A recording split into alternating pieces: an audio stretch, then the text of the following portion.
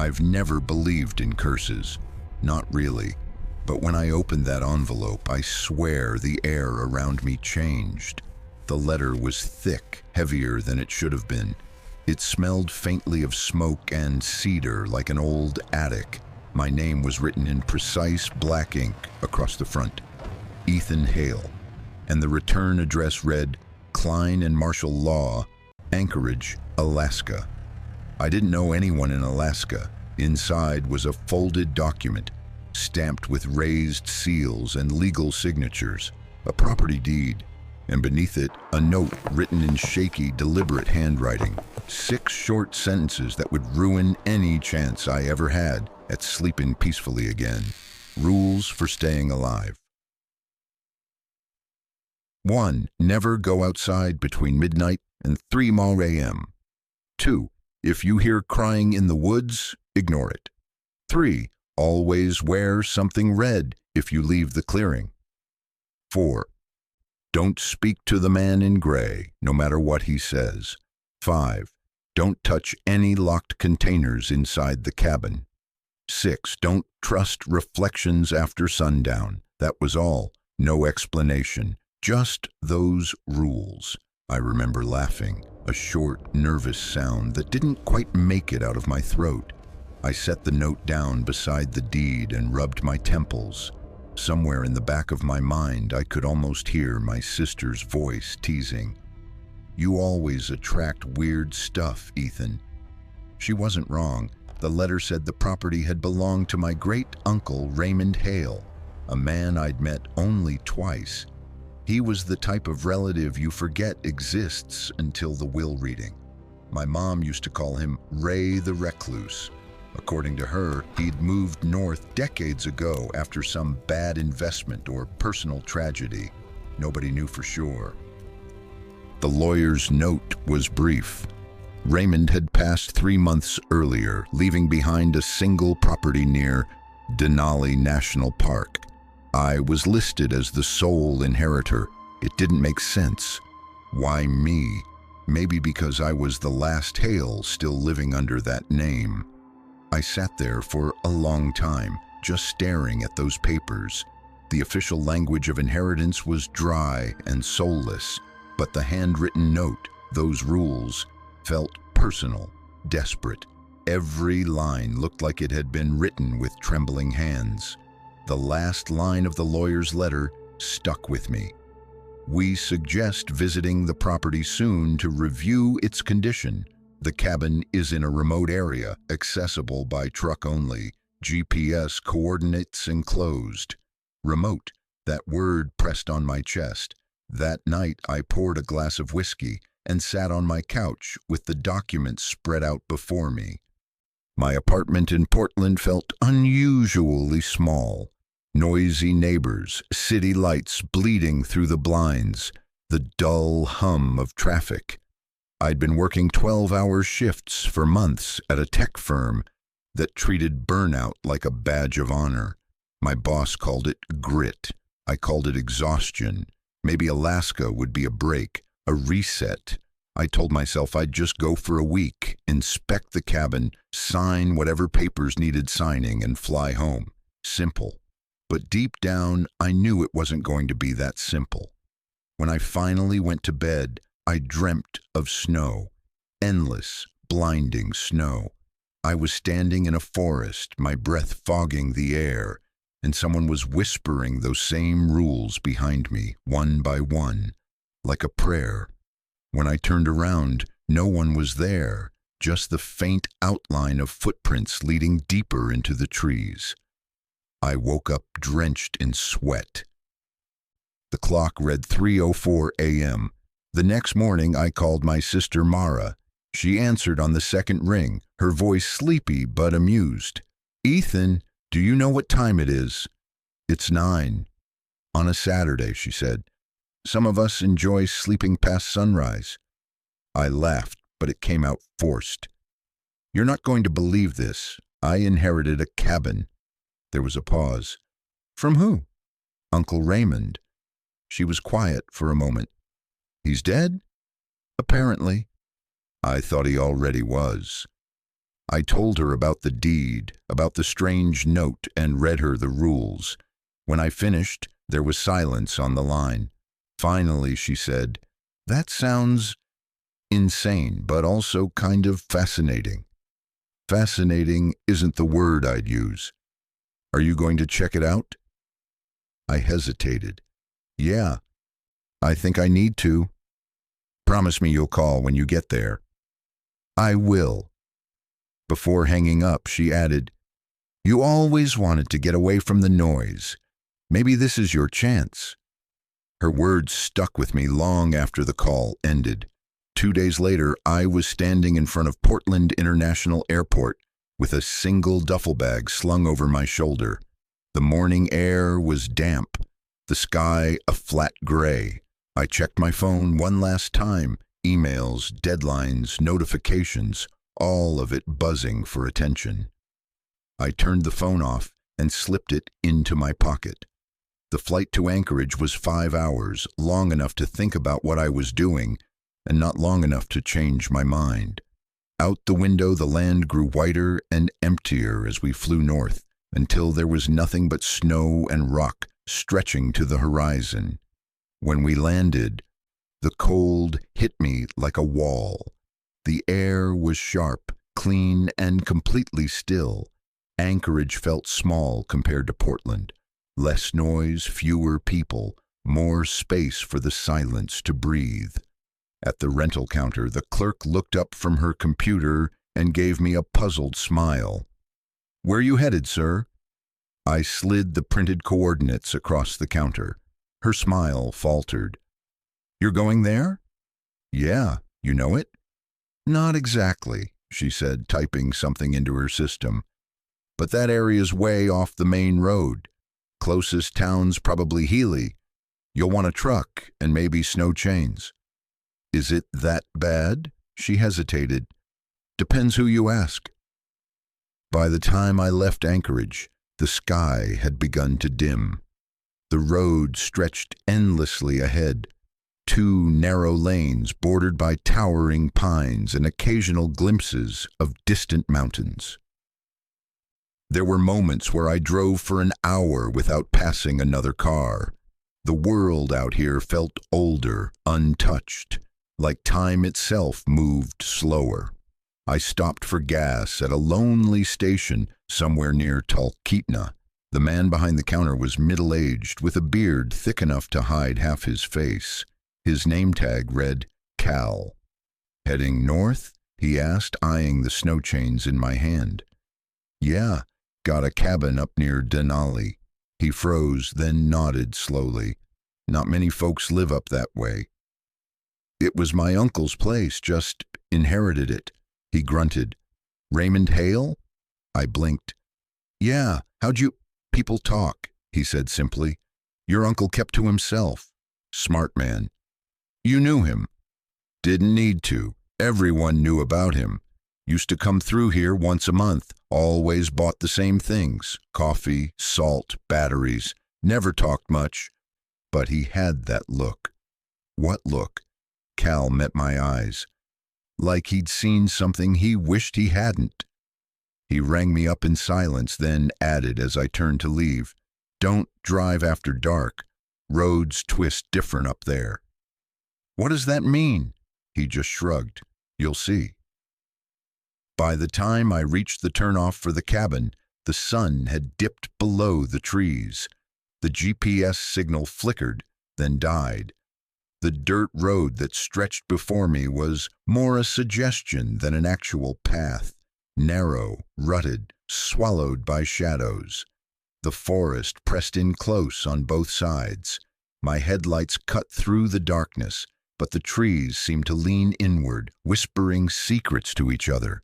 I drove another 20 minutes before I saw it. The cabin. It stood alone in a small clearing, its dark wooden frame outlined against the dim light of the moon.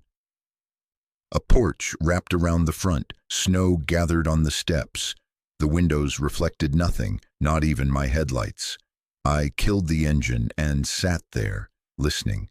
The silence was total.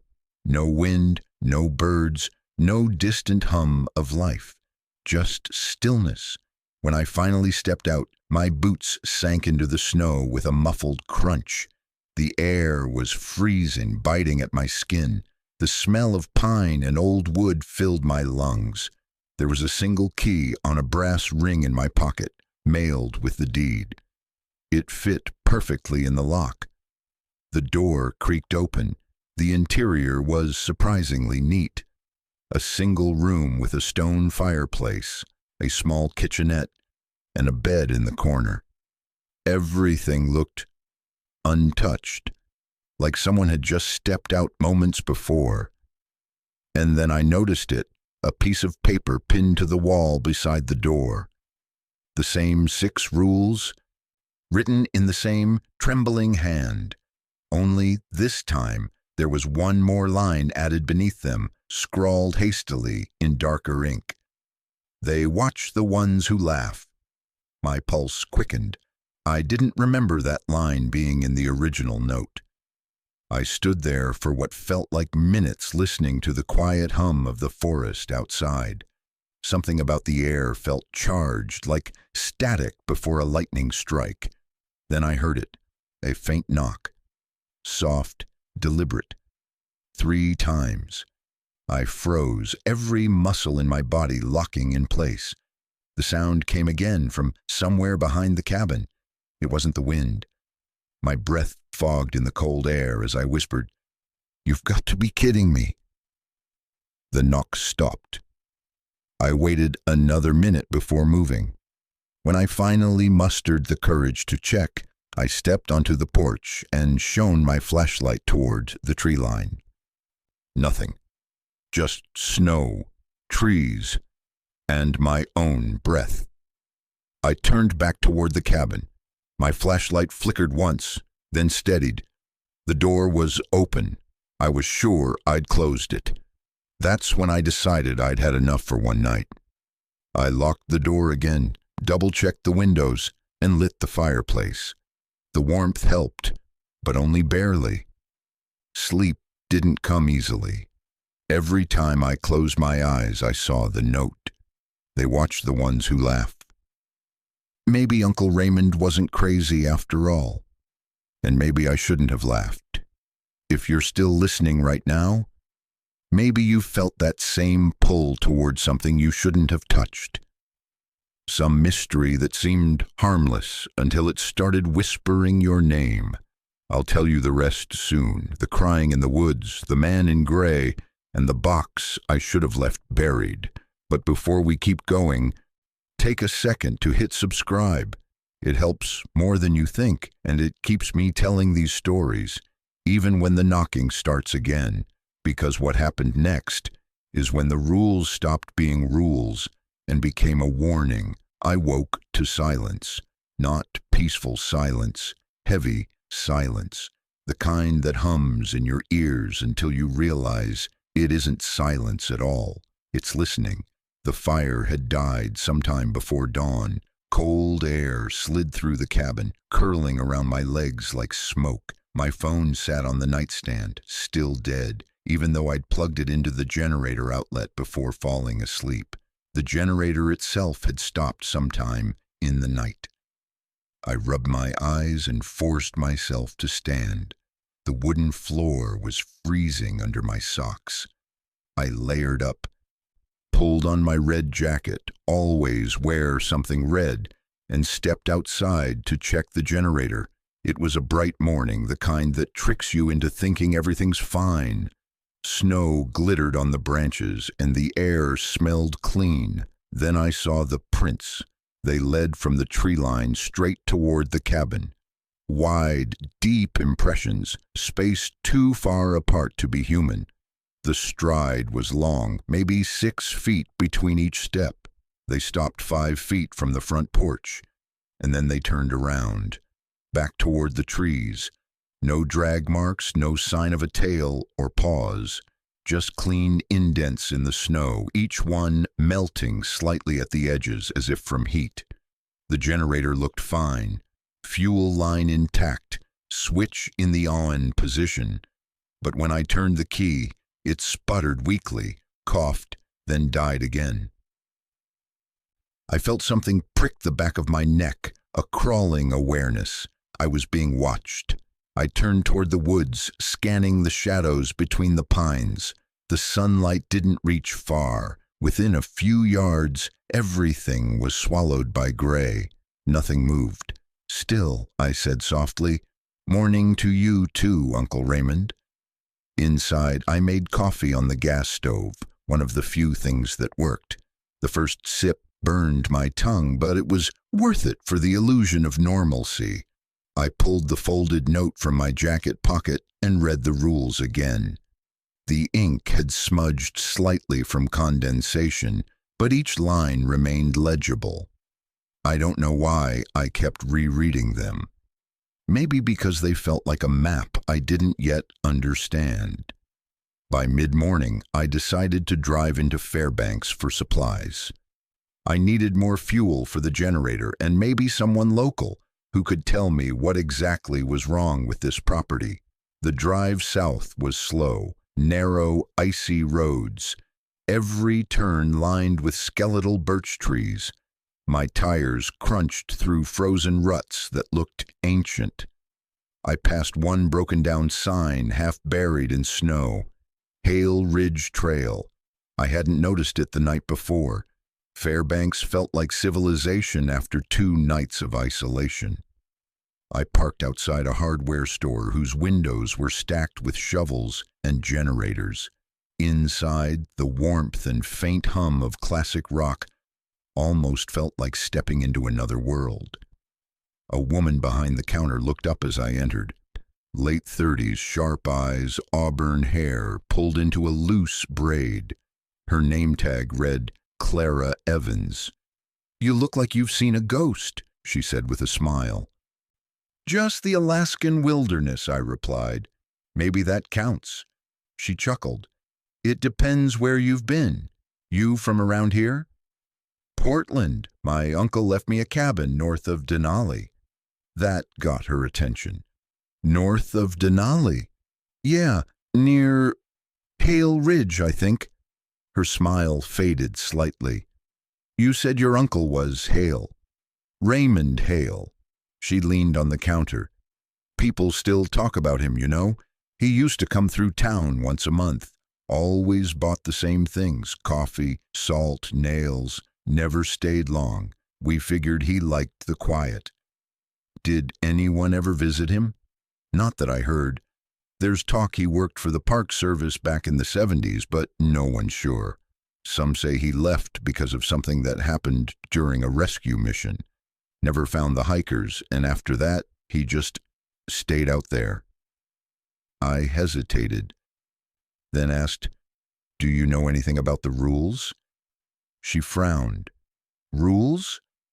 I slid the note across the counter. She scanned it, her brow tightening. "This looks familiar," she said finally. "Old-timers around here talk about the Gray Man Woods. They say you shouldn't go out between midnight and 3 because that's when the forest shifts." Shifts? Sounds crazy, I know, but there are stories going back 100 years. Miners disappearing, loggers hearing voices. Some claim it's just the cold and isolation getting to people. Others... She trailed off. "Let's just say not everyone who goes missing up there gets found." She folded the note and handed it back carefully as if it might bite. "I'd be careful if I were you, Mr. Hale." I spent the next hour buying fuel, canned food, batteries, and a replacement lock for the front door. Before leaving, Clara slipped me a business card. "If you want to dig into your uncle's past, come by the library tomorrow. We've got archived papers, maybe even some of his old permits. Might help you understand what he was doing up there." I thanked her and headed back toward the highway. The sun was already dipping behind the mountains, turning the snow pink and gold. The drive back felt longer, maybe because the landscape seemed to change subtly each time I glanced away. Hills appeared where there hadn't been any. The tree line curved differently. Once I caught sight of a figure standing far down the road behind me, a dark silhouette, motionless. When I slowed to look, it was gone. I reached the cabin just before nightfall. The clearing was quiet, undisturbed, no new footprints in the snow. Still, I couldn't shake the feeling that the forest was waiting. Inside, the air was colder than I'd left it. I started the generator, this time with success, and plugged in my phone. While waiting for it to charge, I explored the cabin more thoroughly. The main room was rustic but functional. Hand-built shelves lined with old books, mostly about survival, engineering, and regional folklore. A map of the Denali area hung above the table, covered with small red X's drawn in permanent marker. Each X seemed to follow the ridgeline north of the property, deeper into the wilderness. I found a set of keys hanging on a nail by the window, labeled cellar. There was a trapdoor in the floor near the kitchen, one I hadn't noticed before. I hesitated, remembering Rule 5. Don't touch any locked containers inside the cabin. But technically, the cellar wasn't a container. It was part of the house. That's what I told myself as I unlatched it. The air that rose from below was colder, damp with earth and metal. I shone my flashlight down the steps. Wooden shelves lined the small space, stocked with tools, old lanterns, and boxes labeled spare parts. One corner caught my eye, a large trunk reinforced with iron bands, sealed with red wax around the latch. It looked ancient, the kind of chest you'd see in a museum exhibit. When I moved the light closer, I saw something carved into the lid. Strange symbols, angular and looping, like a language I couldn't place. I crouched down, brushing away dust. The wood was warm beneath my fingertips, even though the air was freezing. That was enough to make me stand back. I took one step toward the stairs and froze again. There was a faint sound, a voice. It came from inside the trunk. Not clear words, just the muffled cadence of whispering. I turned off the flashlight and stood in darkness, heart pounding so hard I could feel it in my teeth. The whispering continued for several seconds, then faded into nothing. I didn't remember climbing the stairs, but the next thing I knew, I was back in the kitchen, breathing hard, staring at the closed trap door. I pushed a chair over it and didn't go near it again that night. That evening, I built a fire and tried to focus on something normal. I opened one of my uncle's books, an old, worn copy of Alaskan Legends and Lore. The margins were filled with Raymond's handwriting, notes, symbols, even short equations. One passage had a line underlined 3 times. Some spirits do not haunt, they hunt. They watch through reflection, and they wear the faces of those they claim. My skin prickled. I looked toward the darkened window above the sink. For a second, I thought I saw someone standing outside. A pale outline, faint but human shape, just beyond the glass. I blinked, and it was gone. I closed the book, turned off the light, and sat by the fire until exhaustion dragged me into uneasy sleep. When I woke, it was still dark. My phone glowed faintly beside the bed, 3:12 a.m. I'd slept through the forbidden hours, but something had woken me, a sound, not knocking this time, whispering. The same whisper I'd heard from the cellar, but now it came from outside, circling the cabin like someone pacing in the snow. I held my breath. The whispers paused, then started again. Closer. I crept to the window. Careful not to let the floorboards creak, I peered through the thin curtain. At first, I saw nothing, just trees, moonlight, and snow. Then movement, something gliding between the trunks, tall and thin. The whispering stopped. Then, in a voice that was almost mine, I heard it say, "Ethan!" I didn't move. The voice outside had been soft, barely a whisper, but it carried something unmistakably human, my name, spoken slowly like a question. I stood frozen at the window, the glass cold against my skin. My breath clouded the reflection, distorting it into ghostly shapes. Nothing moved outside, but the hairs on my arms stood up as if the air itself was alive. I whispered to myself, "No one knows I'm here." That was the worst part. No one did, not even Mara. I hadn't called her since leaving Anchorage. I had no signal. If something went wrong, no one would find me for days, maybe weeks. I backed away from the window and sat on the edge of the bed listening. My heart pounded so loudly that it nearly drowned out everything else. The whisper came again, closer now. "Ethan, come see." I gripped the handle of the flashlight, ready to swing it like a weapon if I had to. But then I remembered rule number 1. Never go outside between midnight and 3 a.m. So I didn't. I sat there, every muscle locked in place, and waited. After what felt like an hour, the whispering stopped. The silence that followed was worse. Silence means it's waiting. When I finally glanced at the clock again, it read 3:06. I made myself breathe. Whatever had been outside, it obeyed the same schedule as the rules. It left when the window passed. That thought was both a relief and a terror. The next morning, I drove back into Fairbanks. I told myself it was for groceries, but I knew better. I needed answers. Clara's library was a squat brick building near the river, with snow piled against its sides and a wooden sign that read Fairbanks Regional Historical Archives. Inside, the air smelled like dust, old paper, and lemon polish. She was already there, sitting behind the main desk, typing into an ancient computer. When she looked up and saw me, she smiled politely, but her eyes showed recognition. "You came back?" "Yeah," I said. "You mentioned my uncle's records." She nodded, standing. "I pulled what I could find last night. Follow me."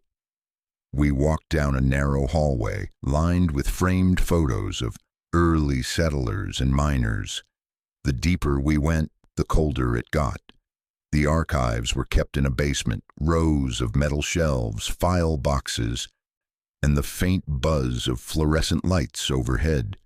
She led me to a small table stacked with folders.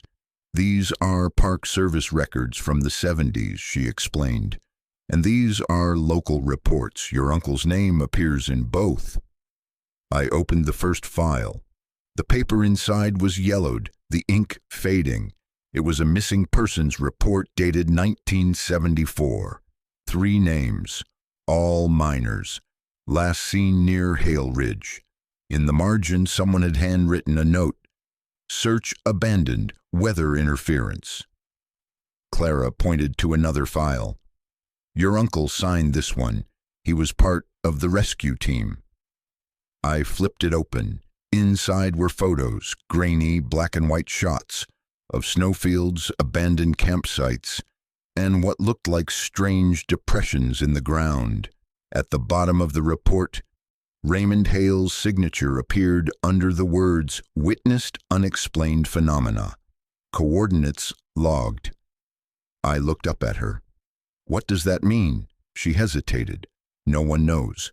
After that mission, he quit, bought the cabin, and cut off contact with everyone. There's no record of him after 1980, at least not officially." "Until now," I said quietly. Clara studied me for a moment. "You said there were rules in that note, right?" I nodded. She bit her lip. "You should know. He wasn't the first to write them." I frowned. "What do you mean?" She crossed the room, opened another drawer, and pulled out an even older document, a weathered notebook page preserved in plastic.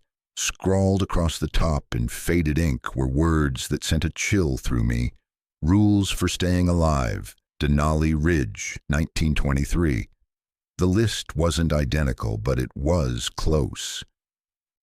"Don't go outside after midnight."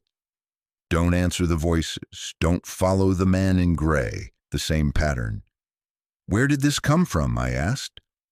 From a mining journal recovered after a collapse, Clara said. No survivors. I stared at the paper for a long time. The handwriting wasn't my uncle's, but the words were the same. Generations apart, same warnings. It wasn't superstition, it was pattern. I gathered the copies, thanked Clara, and headed back to the truck. My hands were shaking as I turned the key in the ignition. I couldn't shake the feeling that someone had been writing those rules long before anyone named Hale ever lived here. Halfway back to the cabin, the weather changed. One moment the sky was clear, the next it turned white with fast-moving snow. My visibility dropped to almost nothing. I slowed. Headlights cutting through the thick flurry. The GPS still worked, barely, but the map flickered as if it were struggling to decide where I was. After another mile, I noticed something in the road ahead. A shape. It stood perfectly still, half hidden by the snow. At first, I thought it was a person, maybe a lost hiker, but as I got closer, I saw the suit, a gray suit, too clean, too pressed. The figure stood facing me, unmoving. My heart rate spiked. I eased my foot off the gas. The truck rolled forward slowly until the headlights washed over him completely. It was a man, tall, pale, his face blank, expressionless, like a mask carved too smooth. His eyes reflected the headlights, but not like human eyes. They were glassy, like wet stone. I honked the horn once, no reaction. Then his head tilted just slightly to one side. That was enough. I reversed, turned the wheel hard, and drove around him through the ditch. In the rearview mirror, he didn't move. He just watched. I didn't stop until I reached the cabin. The snowstorm had stopped as suddenly as it started. The clearing looked untouched. No new tracks. No sign anyone had been there. Inside, I locked the door and sat by the window for nearly an hour, staring out at the road. Nothing. Eventually, exhaustion won out. I lay down on the couch, but the image of the man wouldn't leave my mind. The way he'd just stood there as if he'd been waiting specifically for me. Sometime later, I must have drifted into a half-sleep because I heard a different sound. Not whispering this time. Footsteps. Outside, crunching softly in the snow, moving slowly around the cabin perimeter. I grabbed the flashlight, heart pounding. The sound circled the cabin once, twice, and then stopped directly outside the front door. For a moment, there was silence. Then a knock. 3 gentle taps. I didn't move. "Ethan?" the voice said softly through the door. It wasn't my voice this time. It was Mara's. My throat went dry. "Ethan, it's me. Please, open up. It's freezing out here." Every instinct screamed to run to that door, but I remembered the rules. Don't speak to the man in gray. Don't answer the voices. Don't go outside between midnight and 3. I checked the clock on my phone.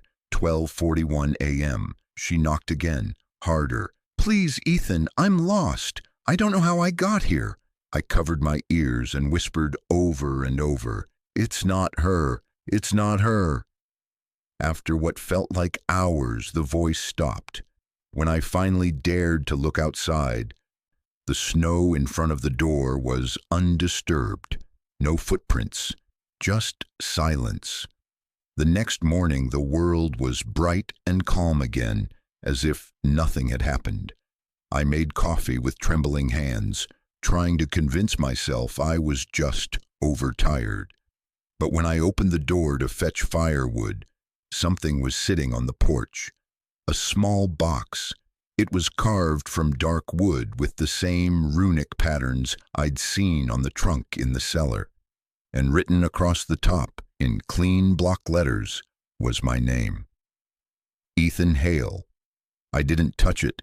I just stared.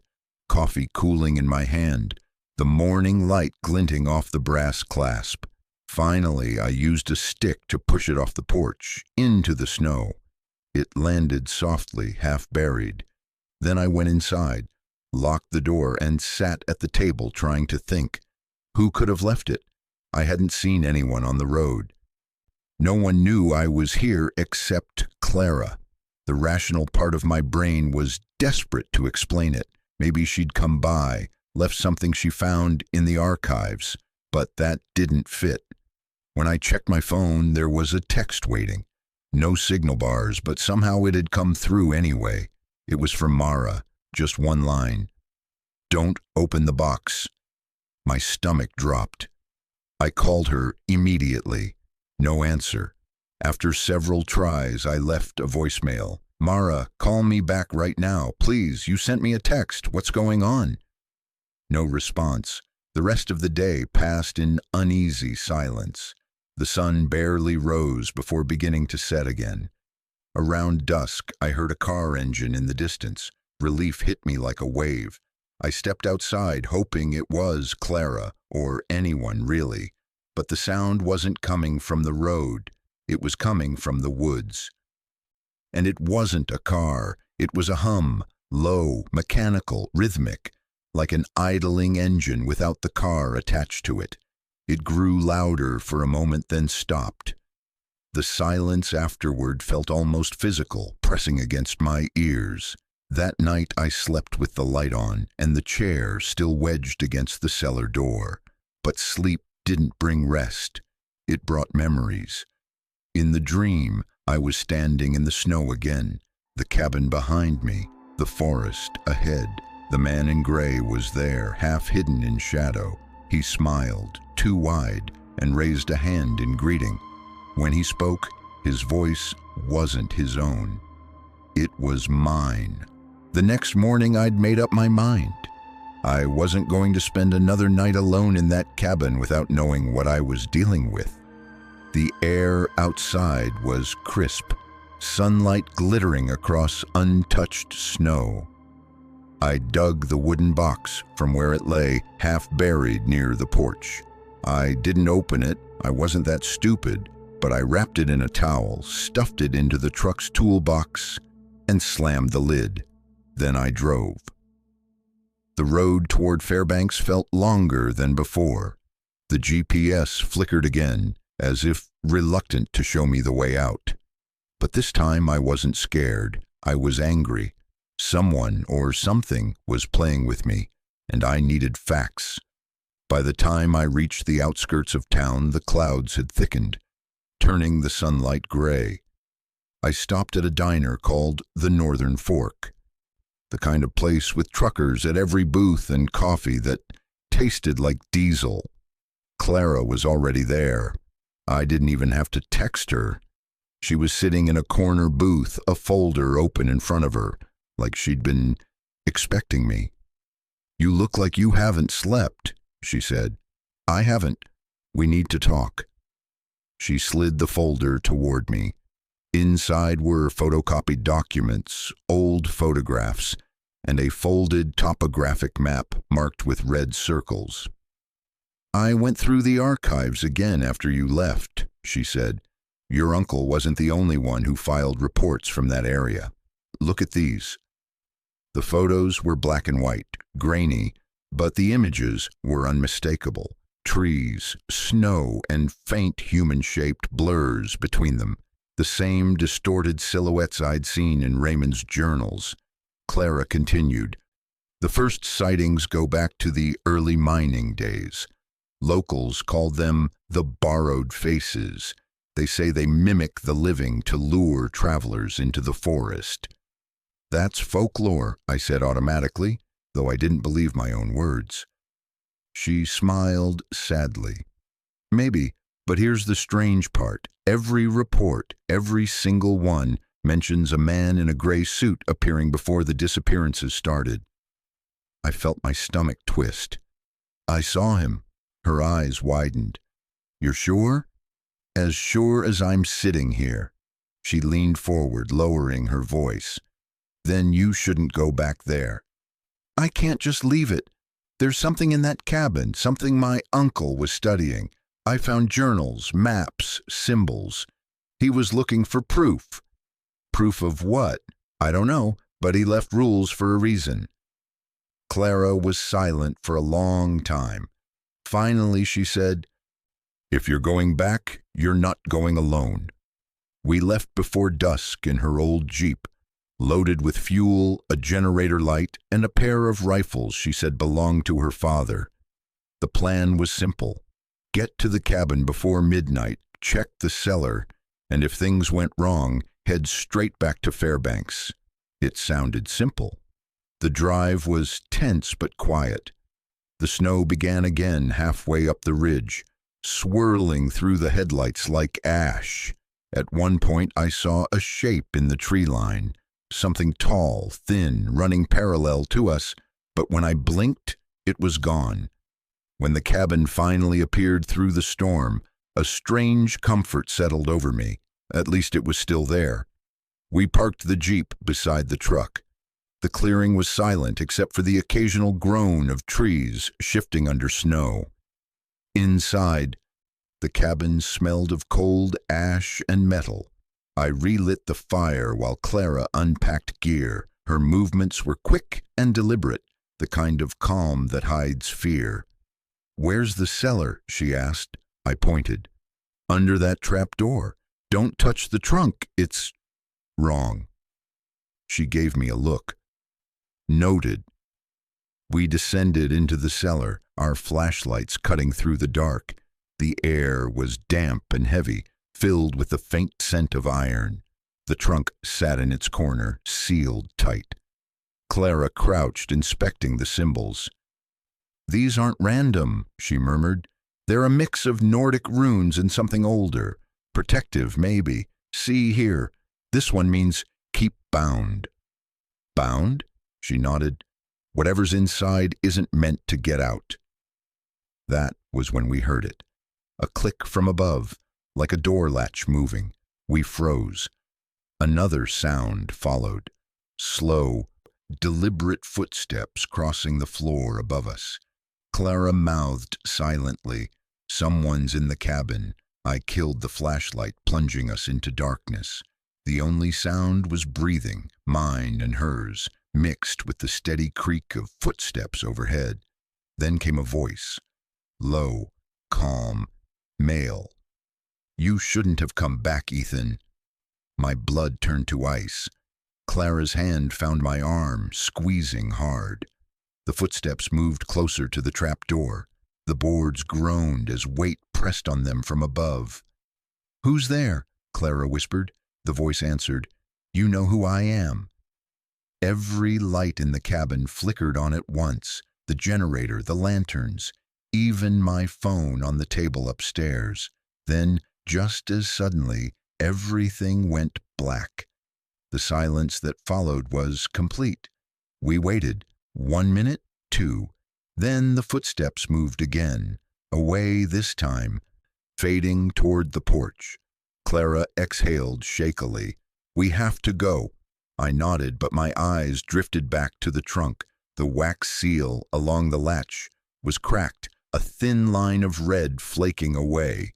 It hadn't been like that before. We ran for the Jeep. The snow was falling heavier now, nearly blinding. I fumbled with the keys, my hands shaking so badly I dropped them twice. Clara started the engine, but the headlights barely cut through the storm. "Where are we going?" she asked. "Back to Fairbanks, anywhere but here." We made it maybe half a mile before the road vanished.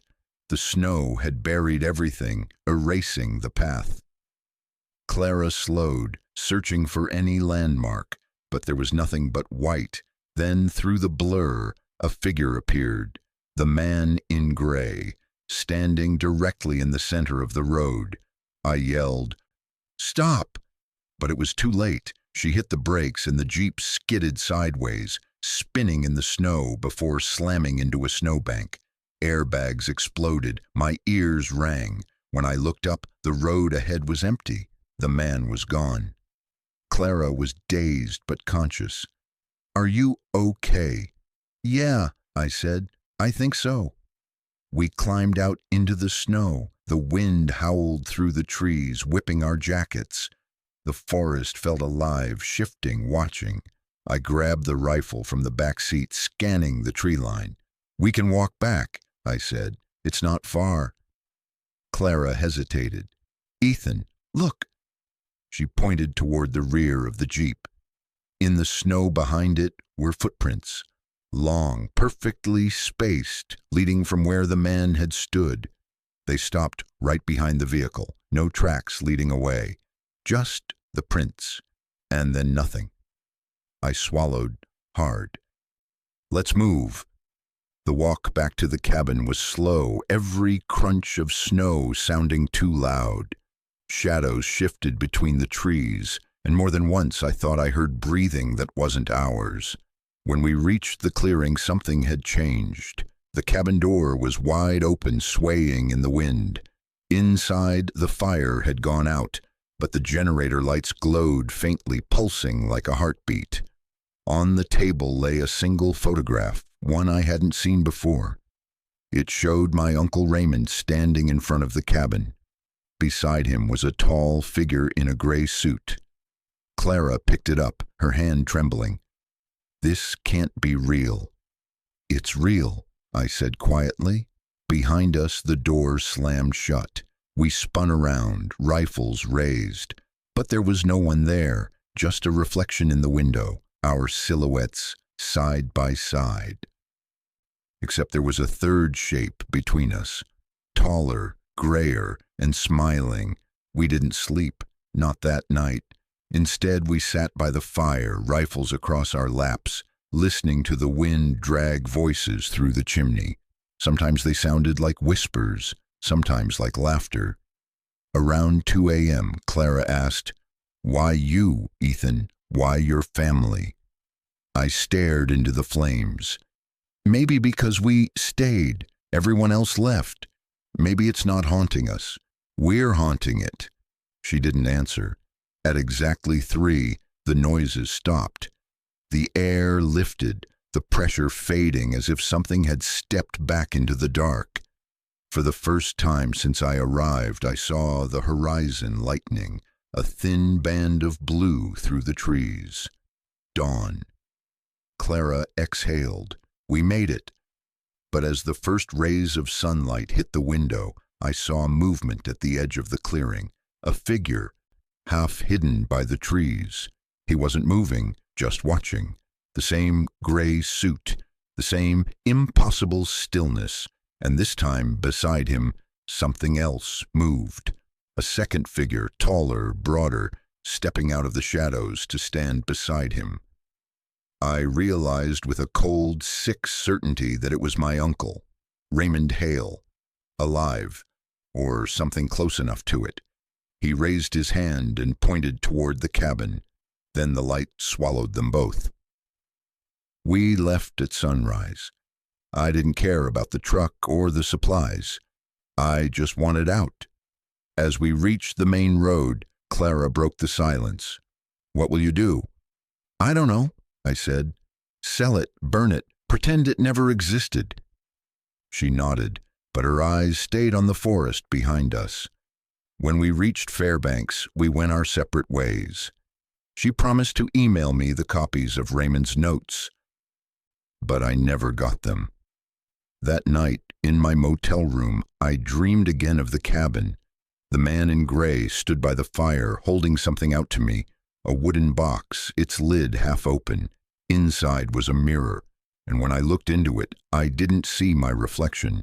I saw the cabin door opening.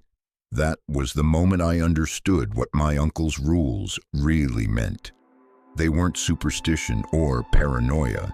They were survival instructions for a place where the line between the living and the borrowed is paper thin. And if the man in gray ever calls you by name, don't answer. He's not asking. He's remembering. When I left Fairbanks that morning, the sun was weak but steady, casting long, pale shadows over the snow. Clara and I hadn't said much after what happened. She'd driven her own car home, and I took a different route south, trying to put as much distance between myself and Hale Ridge as possible. By the time I reached Anchorage, my mind felt like static. Half memories, half questions. Every time I blinked, I saw flashes, the man in gray, my uncle's face beside him, the cracked wax seal on the trunk. I checked into a small hotel near the airport, a place meant for hunters and tourists. The walls were thin, the heat too strong, the beds too soft. After 2 nights of that cabin stillness, the noise of plumbing and footsteps upstairs almost felt comforting. But comfort doesn't last. That night, I dreamed of my uncle again. He was sitting at the cabin's kitchen table, writing in his journal. Outside, something scraped across the porch boards, slow, deliberate, like metal claws on wood.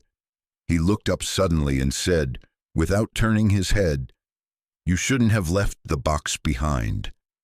I woke with a start, gasping for air.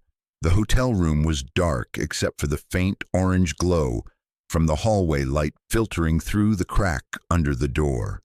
My chest felt tight, my skin cold and clammy. The digital clock read 3:02 a.m. I lay there, forcing myself to breathe evenly. Just a dream, I told myself. Then, from somewhere down the hall, came a sound I'd hoped never to hear again. 3 soft knocks. Pause. 3 more. They were measured, too precise to be random.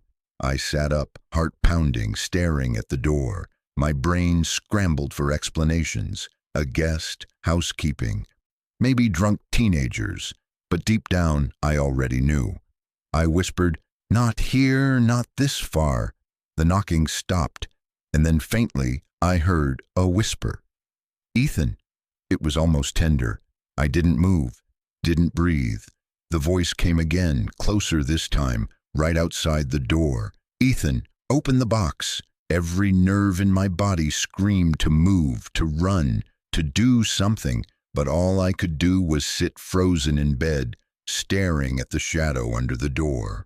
For a split second, I saw something slide past, long, thin, like a hand dragging across the carpet. Then silence. When I dared to move again, I grabbed my phone and turned on the flashlight. The light quivered as my hand shook, casting long tremors of brightness across the walls. The hallway was empty when I opened the door. No one there, just the endless humming quiet of the hotel at night. But something had changed. Pinned to the carpet right in front of my door was a folded piece of paper, held down by a small nail, hammered clean through it into the floor. I crouched slowly, heart hammering, and pulled it free. Inside was a single handwritten line. "You left the red behind." The next morning I was already halfway to the airport before I realized I wasn't actually going to get on a plane. I told myself I just needed answers. One more piece of proof that all this was real, that I wasn't unraveling. So instead of boarding a flight home, I rented a truck and drove east, toward Healy Lake. Clara had mentioned an old ranger station out there that Raymond once used for weather readings. I figured if he'd left any evidence, notes, film reels, anything, it would be there. The road wound through endless forest. Snow piled in drifts taller than the hood of the truck. I drove for hours without seeing another vehicle.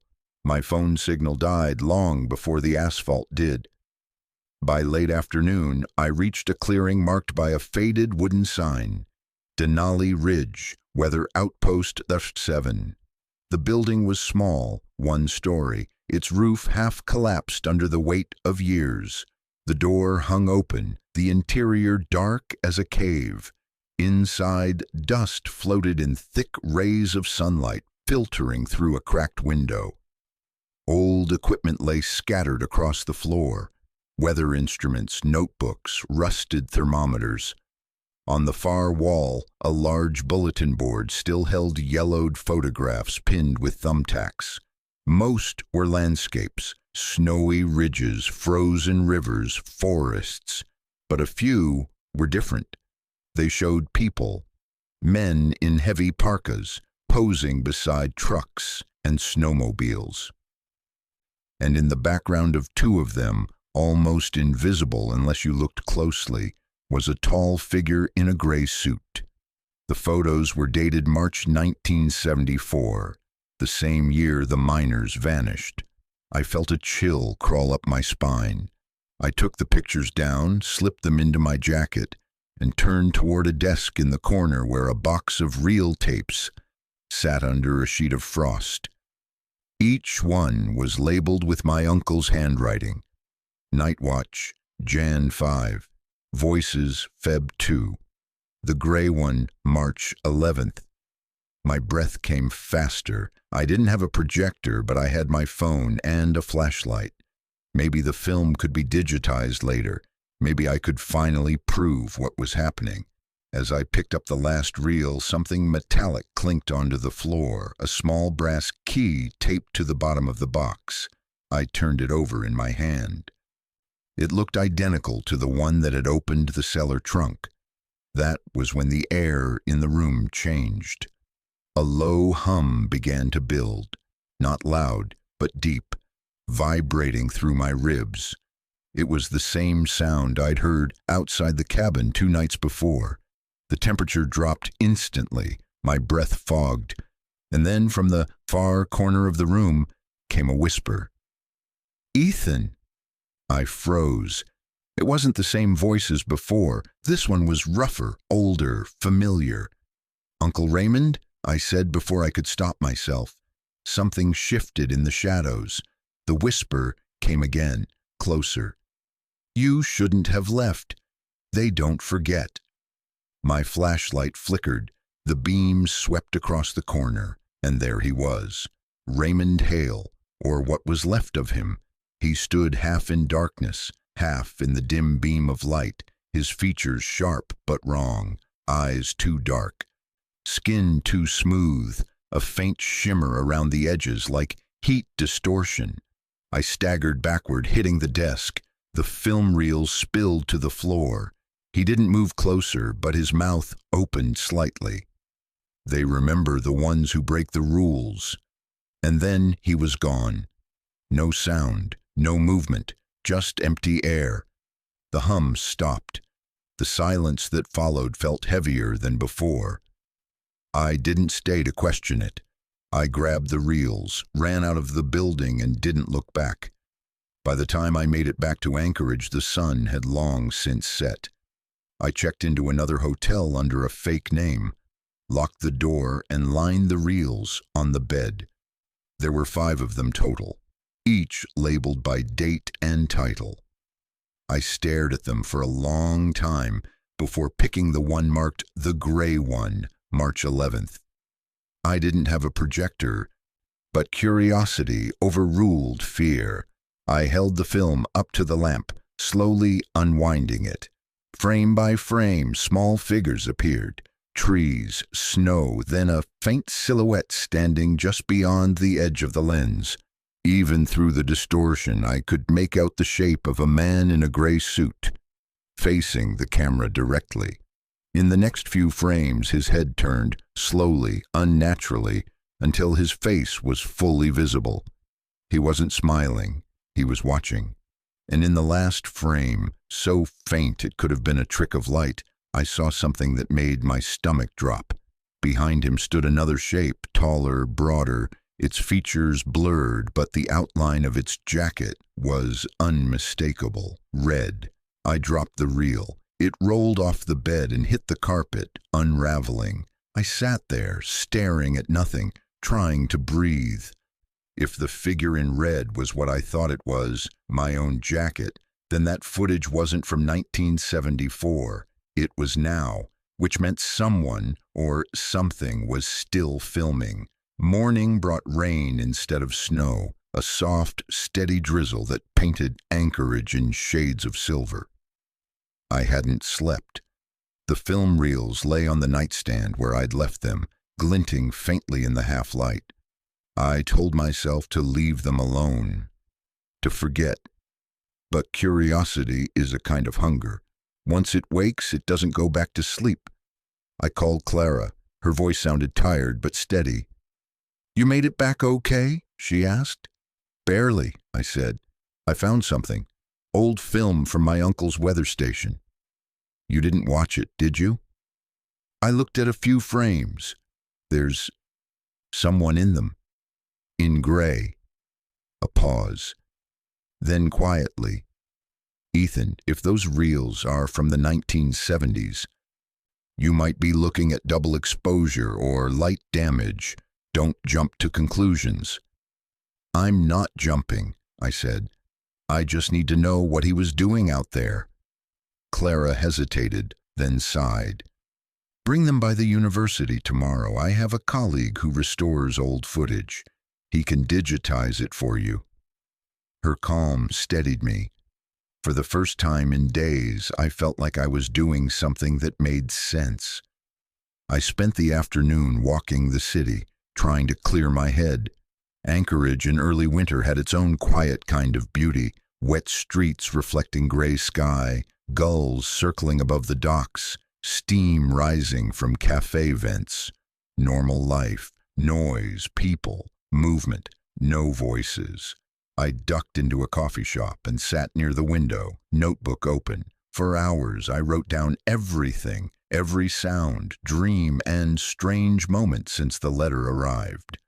Laying it out on paper made it feel almost rational, like a puzzle instead of a haunting. When the words ran out, I stared at the final line I'd written. Maybe the rules weren't warnings. Maybe they were instructions for seeing the world differently. I didn't know what that meant, but somehow it felt true. That night at the hotel, I tried to keep things simple. Ordered dinner, turned on the TV, and pretended I was just another traveler. For a while, it worked. Around 10 p.m., a knock came at the door. Just one. Quick, ordinary. I looked through the peephole. A man stood in the hallway wearing a maintenance uniform. "Sorry to bother you," he said. "We're checking heating units. You having any issues?" The air was warm, but I nodded anyway. "Sure, come in." He stepped inside, middle-aged, friendly. His name tag read, Luis. He knelt by the radiator and tapped the pipe with a small wrench. "You're the guy from Portland, right?" I blinked. "How'd you know that?" He smiled faintly. "You look like someone who misses trees that don't freeze." I laughed, and it felt good, normal, like the tension in my chest finally loosened. Before leaving, he said something that stayed with me. "Up here, people listen to the land, not just the noise. When it's quiet, it's talking." I didn't understand then, but later those words would echo back in ways I couldn't ignore. The following morning, I met Clara at the university's media lab. It was a low building filled with old projectors, computers, and the smell of coffee that had been reheated too many times. Her colleague, Dr. Miles Carter, was a soft-spoken man in his 60s who wore wire-frame glasses and a patience that made everything feel slightly safer. "You found some reels?" he asked. I handed him the box. "From my uncle's weather station. I think he filmed atmospheric conditions or something similar." Miles raised an eyebrow. "Let's see what he captured." He threaded the film into a digitizer and dimmed the lights. The first reel flickered to life on a small monitor. Grainy black and white footage of snowy ridges, trees swaying in wind, the cabin roof barely visible in the corner. "Looks like time-lapse work," Miles murmured. He was studying patterns. Maybe barometric pressure changes. The second reel showed more of the same. Then, midway through, the camera tilted, catching what looked like faint lights in the sky, circular, shifting slowly, like reflections from ice. "Could be aurora activity," Clara said, "or lens flare." I nodded. though something about the rhythm of those lights, too steady, too deliberate, made me uneasy. When the final reel began, the image jumped slightly, and I recognized the porch of the cabin. My uncle appeared briefly, adjusting the tripod. He looked younger than I remembered from family photos, focused, determined. He turned toward the camera, spoke a few words I couldn't hear, and stepped aside. For several minutes, nothing happened. Just the porch, snow falling gently, the forest beyond. Then, faintly, movement, someone walking along the tree line. Too far to make out details. Just a figure. Miles leaned closer to the screen. Could be him again? I don't think so, I said. The figure stopped, facing the camera. For a moment, it looked as though the snow blurred around them, a trick of the film or the light. Then the reel ended. Silence filled the room. Miles rewound the film, watching again, frame by frame. There's nothing supernatural here, he said finally. But whoever that is, they're standing exactly where your uncle placed his red marker flags. What marker flags? Miles pointed at faint shapes half buried in snow. See those? Old survey markers. He was mapping magnetic anomalies. There's a record of it. Weather Outpost Number 7, Denali Ridge Project. Government funded, 1974. So he wasn't just living out there for solitude, I said quietly. He was collecting data. Clara looked thoughtful. And maybe those rules were part of an experiment, controlling conditions for observation. The idea steadied me. Maybe this wasn't about ghosts at all. Maybe Raymond had discovered some natural phenomenon, electromagnetic, geological, psychological, that explained everything. Maybe. That night, I returned to the hotel with a strange mix of hope and unease. I ordered dinner again, called Mara for the first time in weeks, and told her part of the truth, that I had inherited property in Alaska and it was proving complicated. She laughed softly. Complicated like taxes or complicated like you're in trouble? A bit of both, I said. She offered to fly out, but I told her not to. The distance felt safer, a buffer between my life and whatever this new reality was becoming. After the call, I opened my laptop and began organizing what we'd found. The reels, the notes, the reports from 1923. The pattern was clear. A repeating cycle every few decades. Each time new rules appeared. Slightly altered, but always centered around silence, time, and reflection. It was as if the land itself demanded obedience, and anyone who ignored it vanished. I closed the laptop, switched off the light, and lay down. The rain outside had stopped. The city was still. Then, faintly from somewhere beyond the window, came a sound that wasn't quite words. Not whispering, more like the low murmur of distant conversation carried by wind. It wasn't frightening exactly, just strange, almost curious. I listened, heart steady this time. Maybe Luis had been right. Maybe the land really did talk when it was quiet. So I whispered back, just to see what would happen. Good night. The murmuring faded, replaced by the soft hum of the radiator. And for the first time since Hale Ridge, I slept without dreaming. The next day brought a crisp calm that only Alaska seems able to create, a kind of hush where even the sound of your own footsteps feels respectful. Clara met me again at the university cafe, this time armed with her laptop and 2 large mugs of coffee that steamed between us.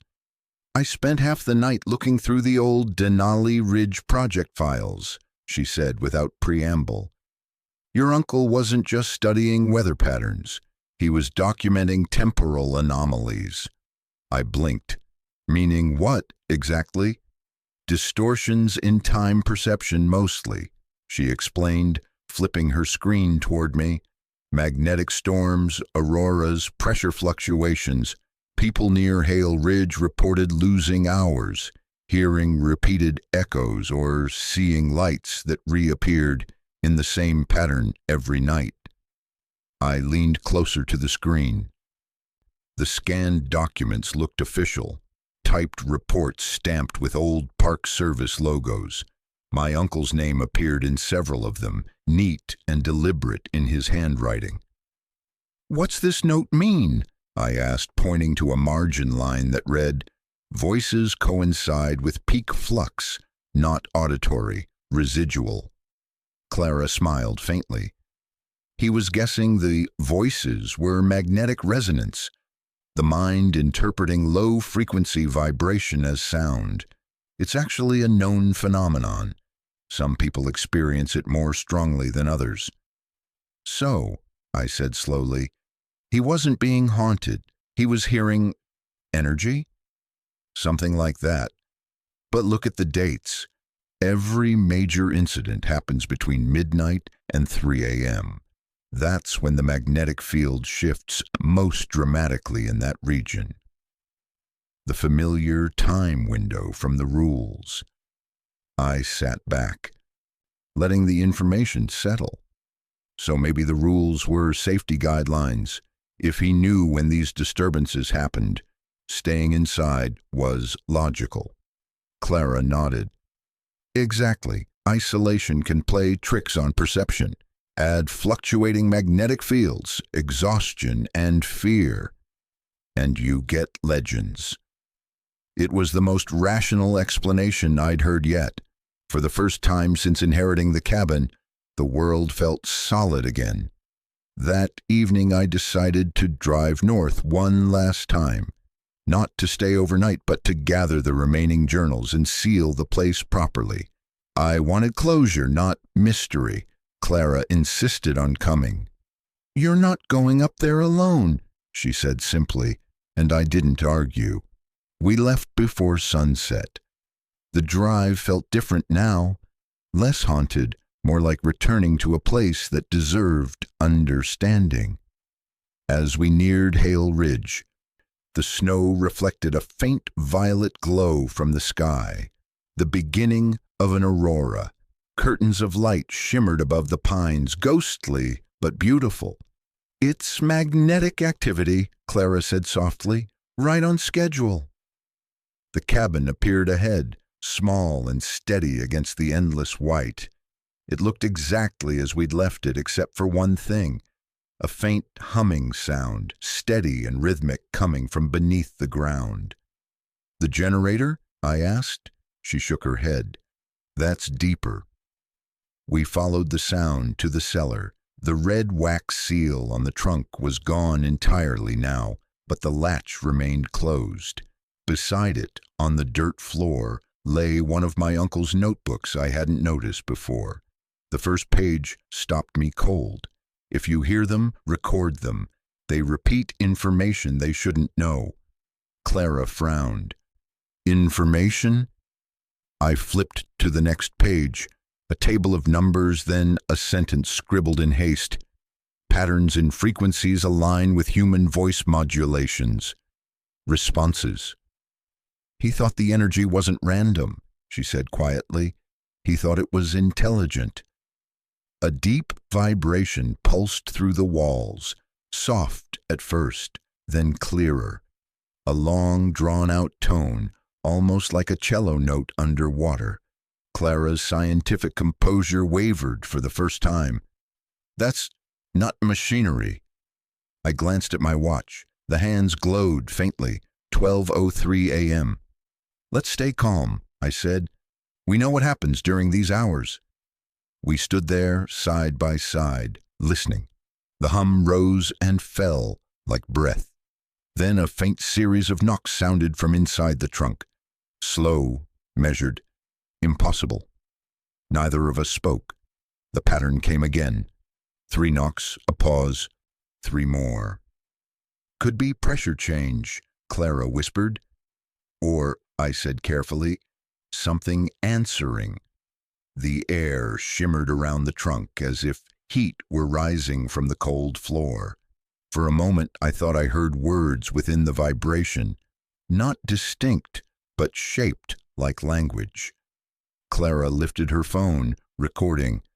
Whatever it is, it's measurable. Listen to this frequency. It's almost musical. And strangely, she was right. It wasn't terrifying now, it was mesmerizing. The sound filled the cellar until it felt like the whole structure was breathing with us. Then, as suddenly as it had begun, it stopped. The silence left my ears ringing. Clara checked the recording, a clean, steady waveform. "I can analyze this," she said, her voice trembling between awe and disbelief. We closed the trapdoor and returned upstairs. Outside, the aurora was in full bloom, rippling green and violet across the sky, lighting the snow like stained glass. "Maybe this is what he was studying all along," I said quietly, "a conversation between the earth and itself." Clara smiled faintly. Maybe the haunting was never about ghosts. Maybe it was about listening to the planet's oldest voice. For the first time, the cabin didn't feel menacing. It felt sacred, a place meant for observation, not fear. We locked the door, took the journals and recordings, and began the drive back before dawn painted the mountains pink. Neither of us spoke much on the return trip. We didn't need to. The road curved between trees that seemed less like watchers now and more like guardians. Somewhere behind us, the hum rose once more. Soft, distant, steady. A reminder that not every mystery needs to be solved to be understood. Back in Fairbanks, the world seemed ordinary again. Cars on the road, people carrying groceries, streetlights flickering to life at dusk. It almost felt like we'd dreamt everything that had happened up there. Clara dropped me off at my motel with a promise. "I'll run the audio and magnetometer data tonight. If there's any pattern, we'll know by morning." I nodded, too tired to speak. The hum of city life felt strange after so many nights of wilderness silence. I ordered takeout, left it untouched, and fell asleep fully clothed on top of the bedspread. I dreamed, but it wasn't the usual chaos. This time, it was calm. I was standing on a frozen lake under the aurora, the sky swirling green and gold above me. The air vibrated with a low tone that pulsed through my chest. When I turned, I saw my Uncle Raymond kneeling beside the ice, one hand pressed flat against it. "They're not ghosts, Ethan," he said softly. "They're memory. The land remembers everything we do." When I woke, it was still dark, but I felt rested for the first time in weeks. At 9 a.m., Clara called. "I've got results, come by." Her office looked different in daylight, cluttered, alive, full of maps and cables and small, glowing monitors. The recording from last night was displayed on one of her screens, a dense field of sound waves and numbers. "I filtered out background noise," she explained. "Most of what we captured was electromagnetic interference, but..." She clicked a few keys, and a thin, clear tone filled the room, low, melodic, almost human. "That's the sound from the cellar," I said quietly. "Exactly, but look here." She zoomed in on the waveform. Every 6 seconds the pattern repeats, and inside that repetition, harmonic intervals. It's structured. Meaning it isn't random. It's either a natural resonance following a predictable rhythm, or an intentional signal. She smiled a little, like a scientist standing at the edge of wonder. "Either way, your uncle found something worth listening to." I stared at the monitor. The waveform pulsed like a heartbeat. For the first time, I didn't feel dread looking at it. I felt connection. Over the next week, we worked together to organize everything. Raymond's notes, the old footage, and the new recordings. The pattern held. Every 48 hours during high magnetic activity, the same frequency emerged. Faint, steady, always between midnight and 3 a.m. Clara began referring to it affectionately as the hail frequency. We laughed about it sometimes. The idea that a family ghost story might end up as a university paper. But beneath the humor, something deeper settled in me. A quiet pride. Maybe I hadn't inherited a curse after all. Maybe I had inherited discovery. One evening, as we packed up our materials, Clara looked thoughtful. You know, we still don't know what caused the knocking. I smiled faintly. I think I'm okay not knowing. But doesn't it bother you? Not as much as it used to. The way I see it, maybe the land was just trying to get someone's attention. And it finally did. She studied me for a moment, then nodded. Maybe it did. We stood there a while in comfortable silence, the hum of her computers filling the room.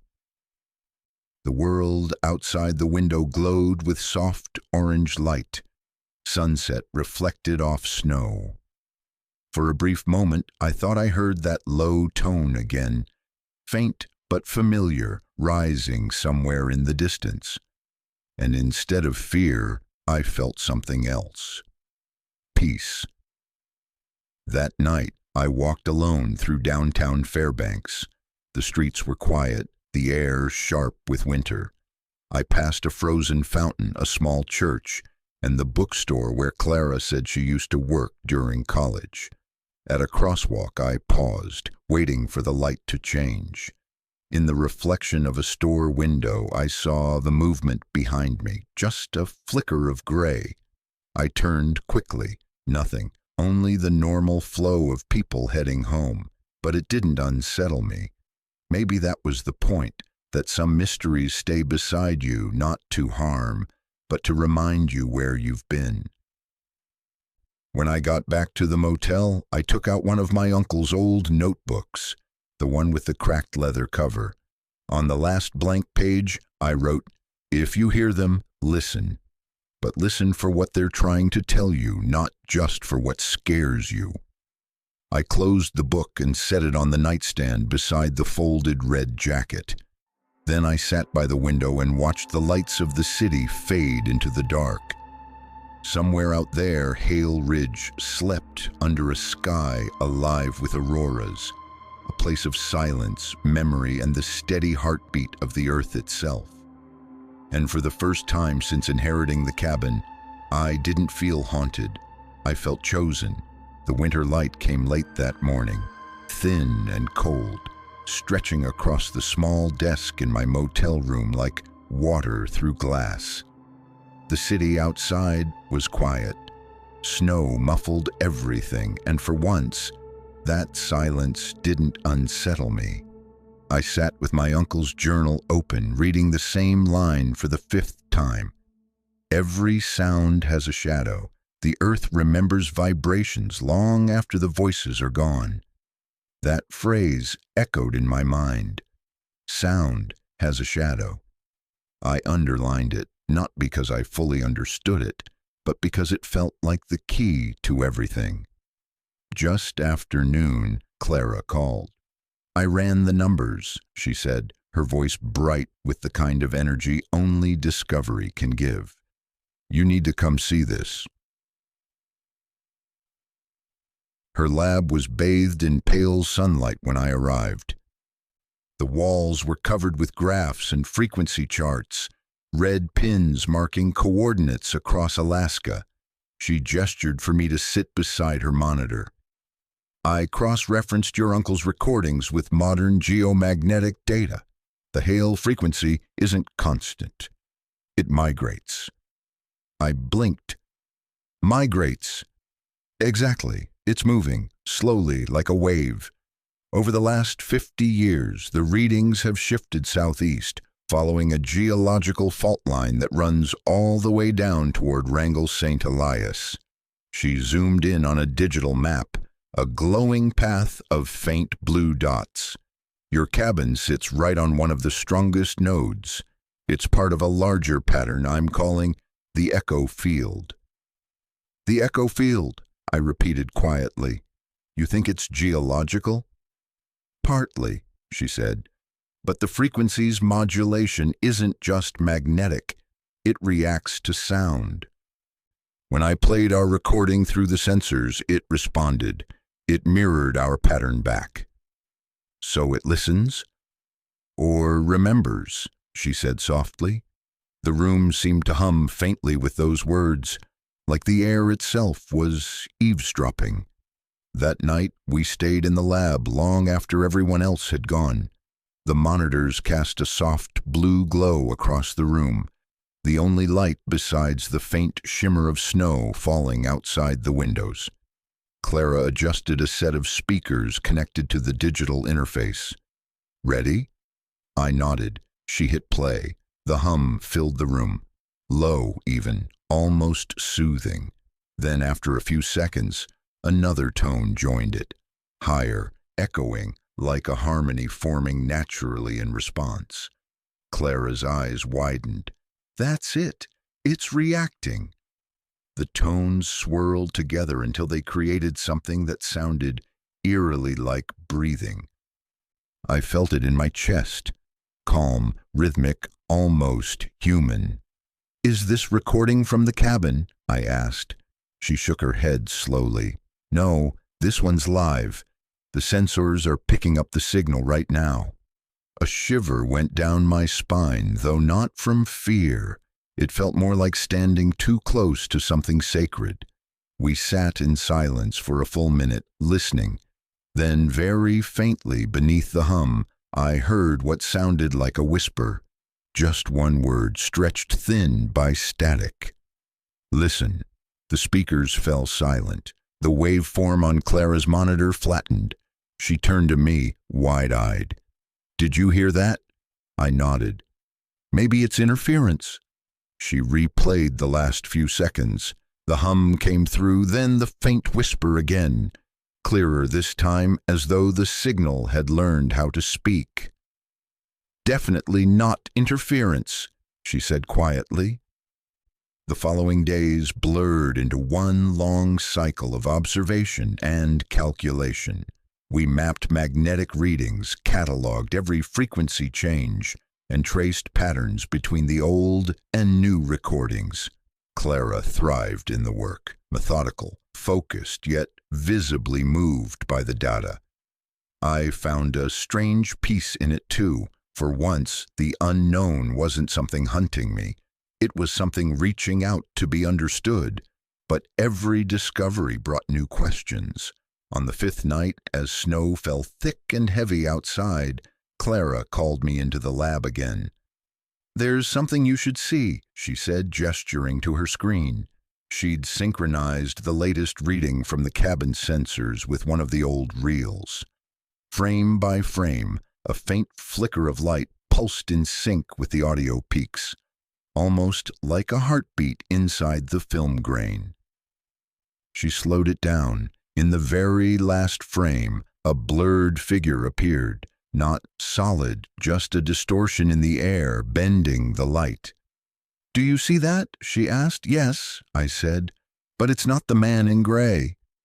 No, she said, it's different, taller, almost transparent. And look, she pointed to a shadow in the lower corner of the image. That's your uncle, standing right in front of it. The timestamp on the footage was March 14th, 1974, 2:17 a.m., exactly 50 years ago next month. We stared at the screen in silence for a long time. Outside, the wind rattled against the glass, and the snow whirled in ghostly spirals through the campus lights. Finally, Clara spoke. If this phenomenon repeats in cycles, the next major spike will happen soon, maybe days. I swallowed. And if it's building? She turned toward the window. Then Hale Ridge might not stay quiet this time. The hum we'd been studying suddenly took on a new tone in my memory. Not a song, but a warning. Later that night, I drove to the edge of town where the city lights faded into the open valley. The aurora had returned, pale green curtains rippling across the horizon. I stood there for a long time, breathing the cold air, feeling small and connected all at once. I thought of my uncle kneeling on the frozen lake, listening to the earth's heartbeat through the ice. I thought of Clara's data, the migrating frequencies, the whisper that said, listen. Maybe that was all it ever wanted, for someone to listen, to witness the echo that carried through generations. But as I stood there, another thought crept in, quiet, rational, but deeply unsettling. If the echo field was growing stronger, maybe it wasn't just remembering the past. Maybe it was learning how to speak it back. Behind me, in the reflection of my truck window, I caught a flicker of movement, faint, gray, human-shaped, gone the moment I turned. And though the night stayed silent, the wind carried a single word that wasn't quite mine. Soon. The following week unfolded like a quiet storm building far away. You couldn't see it yet, but you could feel the air change. Clara and I settled into a rhythm. Mornings were for data review, afternoons for mapping. Nights we compared the hail frequency with seismic logs, satellite scans, even local folklore archived at the University of Alaska Library. Patterns emerged, faint but persistent, every few decades. Reports of voices in the snow, lights whispering through trees, and lost time surfaced along the same geological belt that Clara had traced. Most were dismissed as myths, but to us they looked like fragments of a single conversation stretching across generations. One afternoon, Clara leaned over the table covered in maps and said, "You realize what this means, right? If the echo field really migrates, it might not just be a local phenomenon. It could be global, a slow-moving pulse the planet sends through its crust." I watched her fingers tap along the fault lines. And people like my uncle just happened to live on one of the hot spots.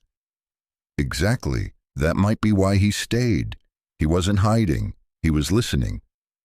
The idea settled between us like warm breath in cold air. The next step was planning a controlled return to Hale Ridge before the next auroral maximum. Clara proposed a compact field mission, 3 days, minimal equipment, solar power, and high-sensitivity recorders. She handled logistics with calm precision, while I managed the emotional side, contacting the law firm, securing travel permits, pretending to my family that I was simply finalizing property issues. At night, in my motel room, I reread Raymond's journal. The words felt different now, less desperate, more like coordinates of a man trying to translate something too large for language. The light doesn't fall evenly, it bends where the air hums. Stand there long enough, and time folds. That line haunted me in a gentle way. Not frightening, but impossible to ignore. 2 days before departure, Clara and I visited an equipment supplier on the edge of Fairbanks. The warehouse smelled of metal and oil, shelves stacked with weatherproof cases, solar batteries, tripods. The clerk, a tall man with a white beard, watched us loading a cart with recorders and field sensors. "Heading into the range this late in winter?" he asked. "Research trip," Clara said. He chuckled softly. "People always say that. Just keep your compass handy. The mountains like to play tricks." Outside, the wind carried that dry metallic tang of incoming snow. Clara glanced back toward the shop, then at me. "You notice he didn't ask where we're going?" "Maybe he already knew," I said. She smiled faintly. "Or maybe Hale Ridge doesn't need directions. It just calls who it wants." Her words shouldn't have unsettled me, but they did. not because of superstition, but because of how quietly certain she sounded. That evening, I joined her for dinner at a small diner near the airport, the kind of place where the coffee never stops pouring and every booth smells faintly of maple syrup. She spread papers across the table, barely touching her food. Look at this. I overlaid the magnetic data from 1974 with the recent satellite scans. There's a spike pattern that forms a spiral like the eye of a storm, and your cabin sits at the center. I traced the shape on her printout. A spiral. Could it be coincidence? Not with this precision. It repeats every 18.6 years, roughly the lunar nodal cycle. Meaning the moon. She nodded. Gravitational resonance. If the Earth's crust vibrates differently under certain alignments, it might trigger the Hale frequency. The question is, why does it sound like a voice? She looked at me then, her expression caught somewhere between excitement and fear. Maybe it's not speaking to us at all. Maybe we're just eavesdropping on a conversation between the Earth and the moon. For a moment, neither of us said anything. The idea was absurd and beautiful all at once. The universe talking to itself through a language of resonance and light. After dinner, I walked alone back to the motel through streets glazed with thin ice. The moon hung low, a pale coin behind fast-moving clouds. When I reached my room, I found a small envelope slipped under the door. My name was written on it in block letters. Inside was a single photograph, an old black-and-white image of the Hale Ridge cabin under moonlight. In the foreground stood a man I didn't recognize. He faced away from the camera, wearing a heavy parka, hands in his pockets. Someone had written a date on the back, March 1974. That was the same night my uncle recorded the final reel. For several minutes I sat on the edge of the bed staring at the photo, unsure whether it was evidence, coincidence, or a test. When I called Clara, she answered on the first ring. "Someone left this for me," I said, describing the picture. She went quiet. Then, "You're sure it's not from the law firm?" No return address, just the photo. Bring it tomorrow, I'll check the film type. Maybe we can trace the stock." Her voice stayed calm, but I heard a thread of unease beneath it. The next morning we met early at the lab. She examined the photo under a magnifier. "It's original. Same film brand your uncle used, but this exposure looks newer. Maybe 10 years old, not 50, I frowned. "Then who took it?" She didn't answer right away. Instead, she reached for her notebook and jotted something down. Maybe someone else has been monitoring the same area. Maybe the echo field didn't end with Raymond. That possibility settled in my stomach like ice. We spent the rest of the day preparing our instruments. She calibrated the field microphones. I checked the power cells. Every task felt both ordinary and strangely ceremonial, like preparing for a pilgrimage rather than a project. When night fell, we sat side by side on the lab floor, surrounded by cases and cables. Outside, snow drifted against the windows, blurring the world into white silence. Clara broke the quiet first. "Do you ever wonder if your uncle knew what would happen to him?" I nodded slowly. "Sometimes I think he stayed because he found peace there, not because he was trapped." She smiled faintly. "That's a kinder way to see it." We packed the last case, labeling it Hale Ridge 02. Then she handed me a small object wrapped in cloth. "For good luck," she said. I unwrapped it, a compass, antique brass, initials scratched into the back. RF. "My uncle's," I whispered. found it in the bottom of one of his crates at the archives. I thought maybe it should go home." For a moment, neither of us spoke. The arrow quivered slightly even though I wasn't moving it. It pointed north, unwavering. That night, as I lay in bed with the compass on the nightstand, I dreamed again.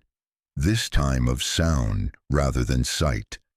A low hum rose like wind through pine needles, steady, patient, full of meaning I almost understood. When I woke before dawn, the compass needle was spinning slowly, as though it too had been listening. The room was silent except for the faint whisper of the radiator, but I could feel the air vibrating, not violently, just enough to remind me that the hail frequency never really slept. Tomorrow we'd drive back to the ridge, and something, maybe the land itself, was already waiting for us. We left Fairbanks before sunrise, the world still caught in that dim blue hour when night and morning coexist. The truck's headlights cut narrow tunnels through falling snow, and the sound of the tires crunching ice became our metronome. Clara sat beside me, the compass on her lap, its brass surface catching the glow of the dashboard. The needle wavered occasionally, twitching left, then settling north again. Neither of us mentioned it. We didn't play music, didn't talk much. The silence felt right, focused, anticipatory, like the air before an orchestra begins. After an hour, Clara finally broke it. "It feels like we're driving into a memory." I glanced at her. "Maybe we are." She smiled faintly. "You ever think about that? That places remember us even after we've forgotten them?" "All the time." Her words hung in the air longer than they should have, like the truck itself was listening. By mid-morning, the snow eased. The Denali Range emerged from fog, jagged peaks brushed with pink sunlight. We stopped for fuel in a small town called Cantwell, little more than a cluster of wooden buildings and a single diner with a hand-painted sign, "Hot coffee, cold hands." Inside, the warmth hit like a blanket. A few locals sat nursing mugs, their conversation low and steady. The woman behind the counter, silver hair, glacier blue eyes, looked up as we entered. "You two heading north?" she asked. "Yes, ma'am," Clara said. "Research trip." The woman's gaze lingered on the compass hanging from my jacket. "You'll want to keep that close. Storm's rolling in tonight." "We'll be careful," I said. As she poured our coffee, she added almost absently, "That ridge likes to keep what it finds." I started to ask what she meant, but Clara's look stopped me. Not fear, just quiet understanding. Sometimes asking breaks the spell. When we left, the woman waved without smiling. "Listen to the wind," she called after us. "It tells you when you've gone too far." The road narrowed as we climbed, trading asphalt for hard-packed snow. The GPS lost signal after the second mountain pass. Clara switched to the old maps she'd printed. We took turns driving. When it was her shift, I watched the landscape roll by, endless pines, frozen rivers glinting under weak sunlight, and far-off ridges that looked carved by breath rather than time. By afternoon, the cabin appeared through a veil of drifting snow, exactly as I remembered. Weathered logs, red roof, a small clearing surrounded by silent trees. But something felt subtly different, as though the light itself bent wrong, brighter near the tree line, dimmer closer to the cabin. Clara noticed it too. "That's strange," she murmured, holding up her hand. Her fingers cast two shadows instead of one. "It's the same effect my uncle described," I said quietly. "Where the light folds." We parked near the porch and unloaded our gear. The air was perfectly still, not even the whisper of wind through branches. Too quiet, Clara said under her breath. Maybe it's waiting, I replied before realizing how odd that sounded. Inside, the cabin smelled exactly as it had before: cedar, dust, and cold iron. We set up our instruments in silence, each movement deliberate, ritualistic. The solar units clicked, the recorders blinked to life, and a soft hum filled the room. Modern machines breathing inside an ancient place. By late afternoon, the sensors began picking up faint vibrations. Clara watched the monitor. The spike's starting early. It wasn't supposed to rise until midnight. The graphs rippled with soft waves of frequency, low but steady, like the heartbeat of the ground itself. I placed Raymond's old compass beside the monitor. Its needle spun once, then froze, pointing directly toward the forest behind the cabin. North, Clara murmured. No, I said, checking my phone compass. That's west. She frowned. Then whatever it's tracking isn't magnetic north. We spent hours recording data, audio, temperature, light readings. Outside, the sky turned violet, then deep blue as the first strands of aurora appeared. At 8 p.m., Clara stepped outside to recalibrate a mic. I stayed in the main room, reviewing footage. That's when I noticed something odd: the clock on the wall. It had been stuck at 6:47 since we arrived. I tapped the glass, nothing. Then I checked my watch. 6:47, my phone, 6:47. I called out, Clara. No answer. But the air changed. The light in the room seemed to hesitate, pulsing once like a heartbeat. I opened the door. The clearing outside was bathed in soft aurora light, but Clara was gone. Her footprints led a few yards into the snow, then stopped mid-step, as if she'd vanished halfway through walking. Clara, I shouted. The word dissolved into the air like steam. The forest didn't echo it back. For several seconds, I stood frozen, unsure if I was dreaming or awake. Then faintly, the recorder on the porch clicked and began to play on its own. Static filled the clearing. Soft, rhythmic, then punctuated by a voice that wasn't quite Clara's and wasn't mine either. It whispered just one word: wait. The air shimmered and the aurora above the trees flickered like film burning in a projector. Then everything returned to normal. The clock ticking, my breath visible again. Clara stepped out from the side of the cabin, holding the mic, frowning. Why are you yelling? I stared at her. You were gone. She blinked. Gone where? You were just there, and then you weren't. The footprints... I pointed, but the snow was untouched now, smooth and unbroken. She studied me carefully. Ethan, maybe you should rest. Temporal disorientation is common during magnetic surges. I wanted to believe her, but as we went back inside, I caught a glimpse of the clock again. It read 6:47 still. Later, when we compared recordings, we found something impossible. The outdoor mic had captured both my voice calling Clara's name and her answering immediately after. Overlapping perfectly, two voices in the same moment. Clara's scientific calm cracked just slightly. That shouldn't be possible unless one of us was hearing it before it happened, I finished. She looked at me with wide eyes. Ethan, I think the echo field isn't just sound. It's bending time around itself. Outside, the aurora flared brighter, painting the snow in shifting green fire. Inside, the compass needle began to spin again, faster this time, until it blurred into a single trembling line. Something in the distance, low, steady, harmonic, began to hum. And though it was faint, I could swear it was matching the rhythm of my heartbeat. The snow outside the cabin thickened until the forest blurred into pale shapes. Inside, the instrument sang.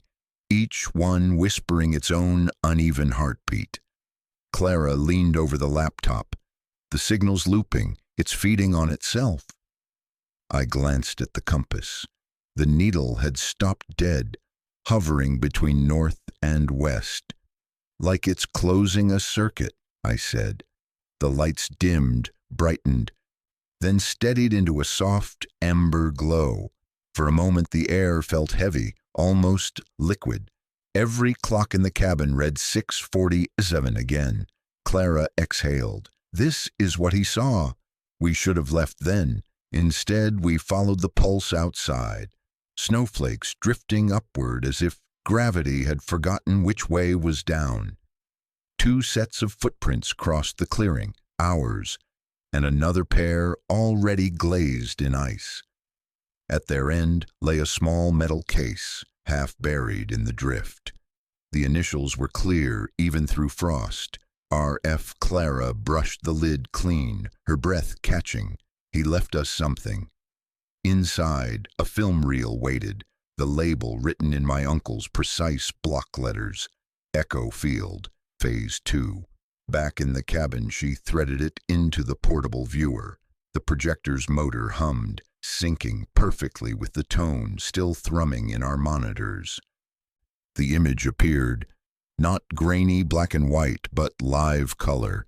The same room we stood in, the same table, the same flickering lamp. On the screen, 2 figures, us, watched the same film. Clara stepped closer, her shadow merging with the one on the screen. "Ethan," she whispered, "this isn't playback." The camera in the image panned by itself toward the window. Something moved among the trees, a figure in gray, impossibly still. It lifted its head, then a hand, beckoning once toward the lens. Every sensor spiked. The hum rose into a single piercing tone. "Turn it off!" I shouted. Clara reached for the switch, but the projector kept running, its light flaring white until it filled the room. Then, silence. Only our breath and the faint after-image of that raised hand burned into the wall. When the light vanished, it took sound with it. For a long time there was only silence. Not the quiet of peace, but the heavy stillness that follows a scream you never heard. Then came the air, cold, metallic, thin. I opened my eyes. The cabin ceiling looked the same, yet different. The wood grain shimmered like oil on water, and the clock on the wall still read 6:47. My voice cracked when I called, "Clara!" No answer. I forced myself upright. The projector was still humming, though the film had burned out completely. The reel spinning uselessly in the empty light. The monitors were dark, but the faint smell of ozone lingered in the air, like the ghost of electricity. Outside the window, daylight pressed against the glass, but it wasn't morning light. It was amber, almost liquid, as though the world had been dipped in honey. "Clara!" Her voice came from outside, muffled. "Ethan, where are you?" I stumbled toward the door, heart pounding, boots crunching over shattered glass. When I stepped onto the porch, everything stopped. The snow was gone. In its place stretched a field of pale grass moving in slow waves, like an ocean frozen mid-motion. The mountains were there, yes, but softer, their edges blurred as if the world hadn't fully decided on its shape. Clara stood a few yards away, holding the compass. Its needle was still spinning. She looked up at me wide-eyed. "Tell me you're seeing this." "I'm seeing it." The wind carried no sound, only vibration. A low, steady pulse that seemed to come from beneath our feet. "What happened?" she whispered. I didn't have an answer, but when I turned toward the cabin, my throat went dry. The building was new again, unweathered, the logs smooth, the roof clean of rust. A faint trail of smoke rose from the chimney, and there, Moving behind the front window was someone. For a second, I thought it was our reflection. Then the figure stepped closer to the glass. A man, older, face worn by wind and time. My Uncle Raymond. He looked alive. Clara's breath caught. "Ethan, that's impossible." Raymond raised a hand slowly, palm outward. Not a wave, not a greeting, but a warning. Then the light shifted, and he was gone. Clara ran toward the window, but the glass reflected only the strange golden sky. Inside, the room looked empty. I followed her, every step sinking slightly into the soft, impossible ground. When we crossed the threshold, a rush of static filled my ears, like being caught inside a storm you can't see. The cabin's interior shimmered between two states, present and past, decay and preservation, switching faster than my eyes could track. Raymond's voice came faintly from nowhere and everywhere at once. "If you're hearing this, then it worked. Don't stay inside the field too long. The echo doesn't release what it records." Clara spun toward me, pale. "It's a temporal recording. We're inside the data." "What does that mean?" "It means this isn't the past. It's a loop, a preserved moment that's still running." I wanted to believe that, to treat this like another scientific anomaly. But when I touched the wall, it was warm, beating faintly like skin over a pulse. The whisper returned. The same tone that had haunted every night since I inherited this place. But this time, it was clearer. "Listen." The word vibrated through the floorboards. Outside, the amber sky darkened to crimson. The hum deepened, a slow rhythm like a heart under strain. Clara grabbed my arm. "Ethan, we need to find the generator, now." She sprinted toward the back shed. I followed, wind rushing around us like invisible surf. The shed was open, light flickering from inside. The generator looked ancient again, but it was running, or trying to. A faint pulse of blue light throbbed from its vents. Clara bent over the control panel. "This isn't power, it's feedback, like a system trapped in restart." Then she froze. Her eyes widened at the gauge. "Look at the frequency, it's syncing to your heart rate." I stared at the screen. 92 beats per minute. And felt the rhythm inside my chest, align perfectly with the flickering light. "That's not possible," I whispered. "It's not reading electricity," she said slowly. "It's reading you." Something shifted in the air, the kind of silence that feels like holding your breath before thunder. A shadow crossed the doorway, not human exactly, but outlined like one. Long limbs, still posture. The hum surged. Clara grabbed my wrist. "Ethan." Then the world folded again, light breaking into shards, and everything dissolved into the sound of my own heartbeat echoing against the walls. When the light came back, it wasn't sunlight. It was a dull metallic gray that seemed to vibrate in the air. My ears rang, and the cold bit deep into my lungs as I pulled myself up from the ground. Clara was kneeling a few feet away, clutching the compass. Its glass face was cracked, but the needle was finally still, pointing north, dead straight. For a moment, neither of us spoke. The wind had returned, carrying the smell of iron and smoke. "Where are we?" she whispered. I scanned the clearing. The cabin looked older now, not decayed, but younger, as if we'd stepped backward into the day it was first built. The logs gleamed with fresh sap. There was no sign of our truck, no tire tracks, no generator shed. Then I saw the smoke again, a thin column rising from behind the trees. "Someone's here," I said. We followed the trail of gray vapor down a narrow slope until it opened into a small valley. At its center stood a structure I'd never seen before, A squat metal shack with a radio tower jutting from its roof. Cables ran out into the ground like roots. Clara touched the nearest cable, then drew back. "It's warm!" The door of the shack creaked open before we could knock. A man stepped out. Wrapped in a heavy parka, his face shadowed beneath the hood. He held a lantern that flickered weakly against the gray light. For a second, my mind refused to believe what my eyes told me. He had my eyes, my jawline, the same slight limp in his left leg that I'd had since high school.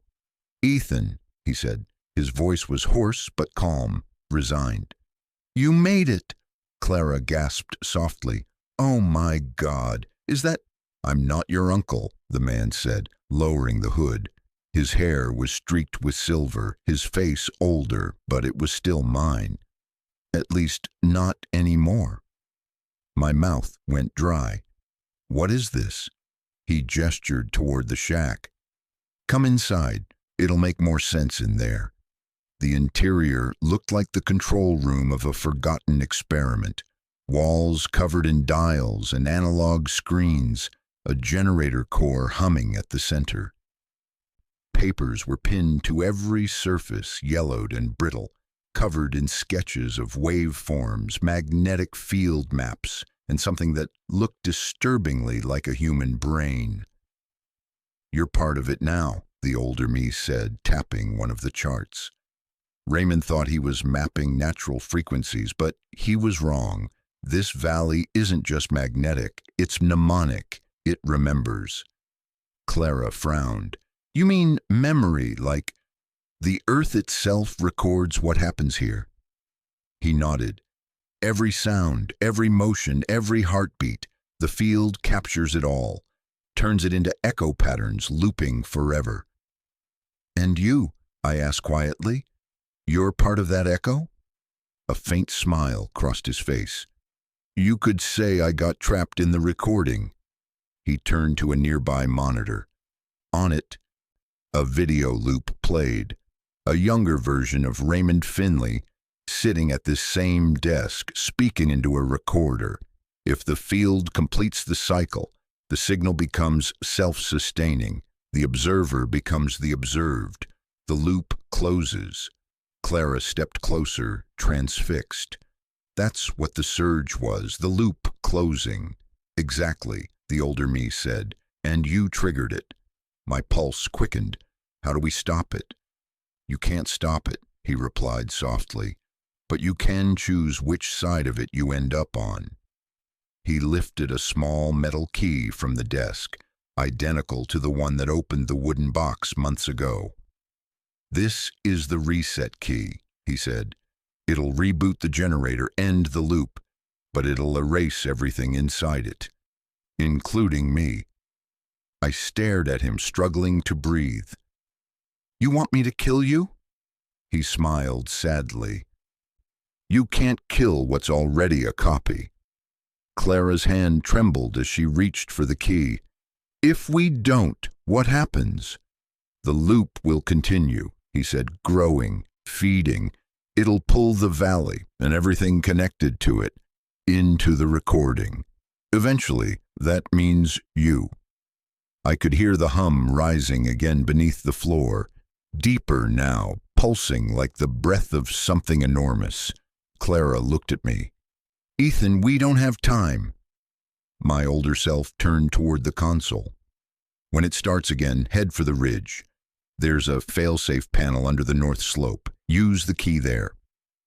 He placed the key in my hand. It was cold as ice, heavier than metal should be. Then he looked me straight in the eye. "Whatever you see next, remember, it's not the past. It's just the recording trying to finish itself." Before I could respond, the lights dimmed and the floor shuddered beneath us. The generator flared white, bathing the room in a blinding pulse. When I opened my eyes, the older me was gone. Only the hum remained, steady, patient, alive. Clara's voice trembled beside me. "Ethan, we have to move." I looked at the key in my hand. The hum grew louder, and somewhere outside, in the shifting gray light, I could swear I heard my uncle's voice, calling my name. When the light returned, I thought I'd died. Everything around me shimmered, like I was standing inside a photograph that hadn't finished developing. Clara was beside me, shaking, the compass trembling in her hands. It pointed north, but the sky was burning red. And in that moment, I knew we weren't in Alaska anymore. Not in our Alaska. We were inside my uncle's last experiment. Inside his recording. We wandered back to the cabin, and for a moment, I thought I saw him. My Uncle Raymond, standing by the window.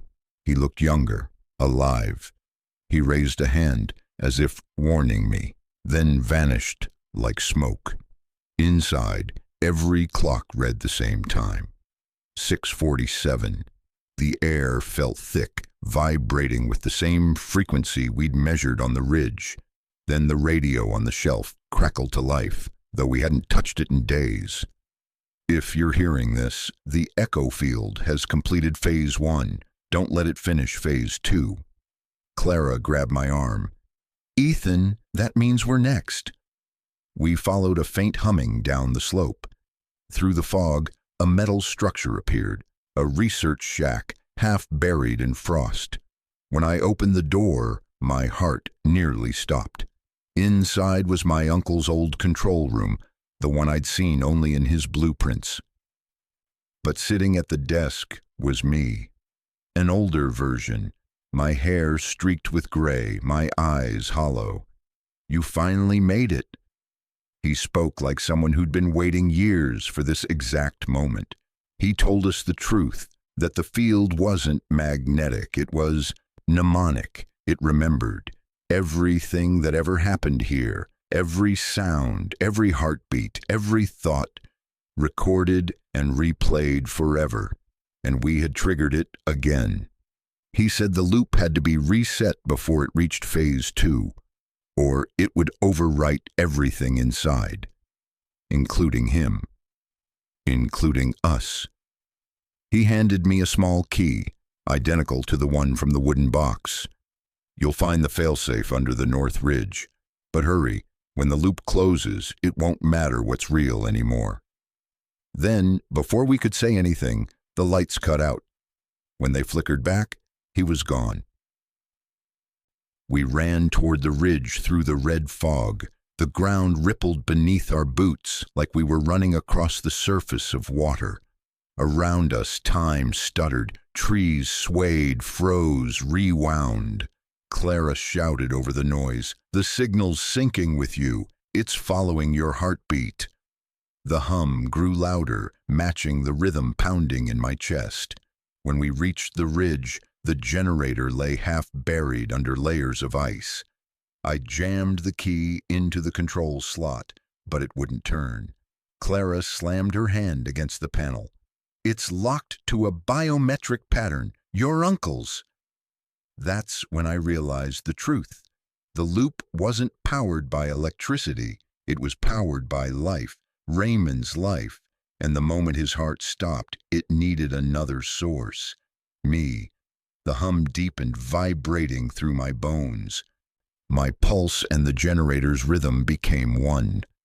"Ethan, it's pulling you in." I could feel it, like static crawling up my veins, my vision flickering between decades.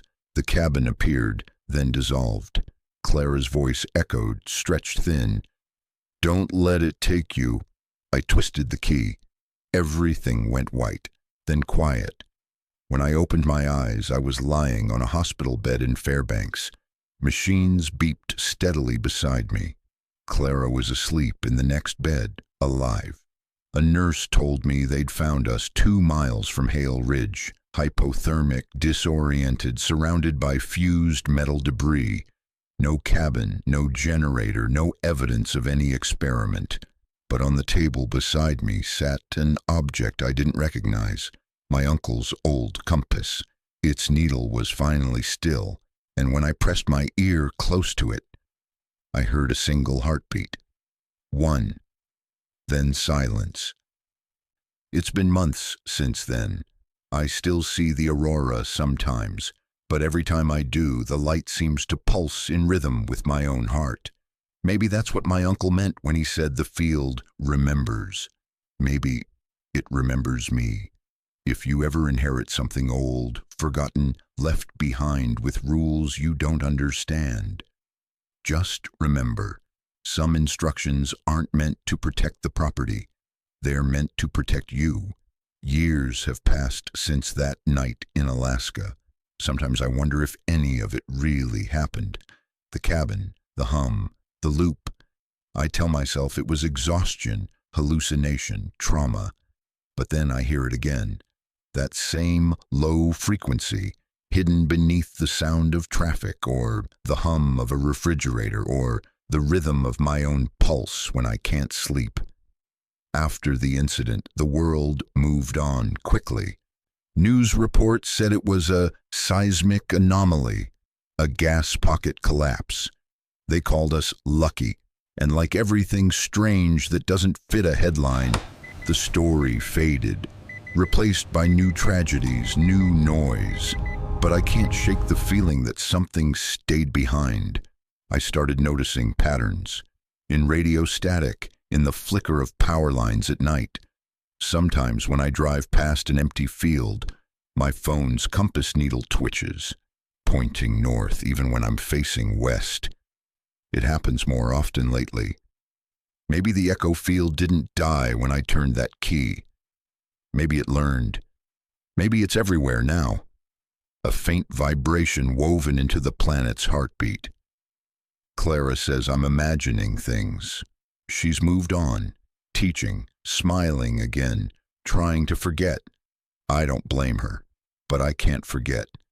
Because when I close my eyes, I still see the red sky over the ridge, and standing beneath it, just at the edge of vision, my uncle's silhouette, waiting, watching, like he never left. Last winter, I went back to Alaska. The cabin's coordinates led to an empty clearing. Nothing there but pine and snow. But when I pressed my ear to the ground, I heard it, that hum, soft, endless, patient. And for the first time, it didn't scare me. It felt alive, as if the earth itself had recorded everything that ever mattered. Every love, every mistake, every heartbeat, refusing to let it vanish completely. Maybe that's what Raymond was trying to tell me all along. That memory is the real haunting. That every place we touch, every sound we make, becomes part of something bigger. Something that listens long after we're gone. So if you ever find yourself in a quiet room and think you hear a faint rhythm in the walls, don't be afraid. It's not the ghosts you should fear. It's the things that remember. And if you listen closely, you might just hear it. One steady heartbeat, still echoing beneath the snow.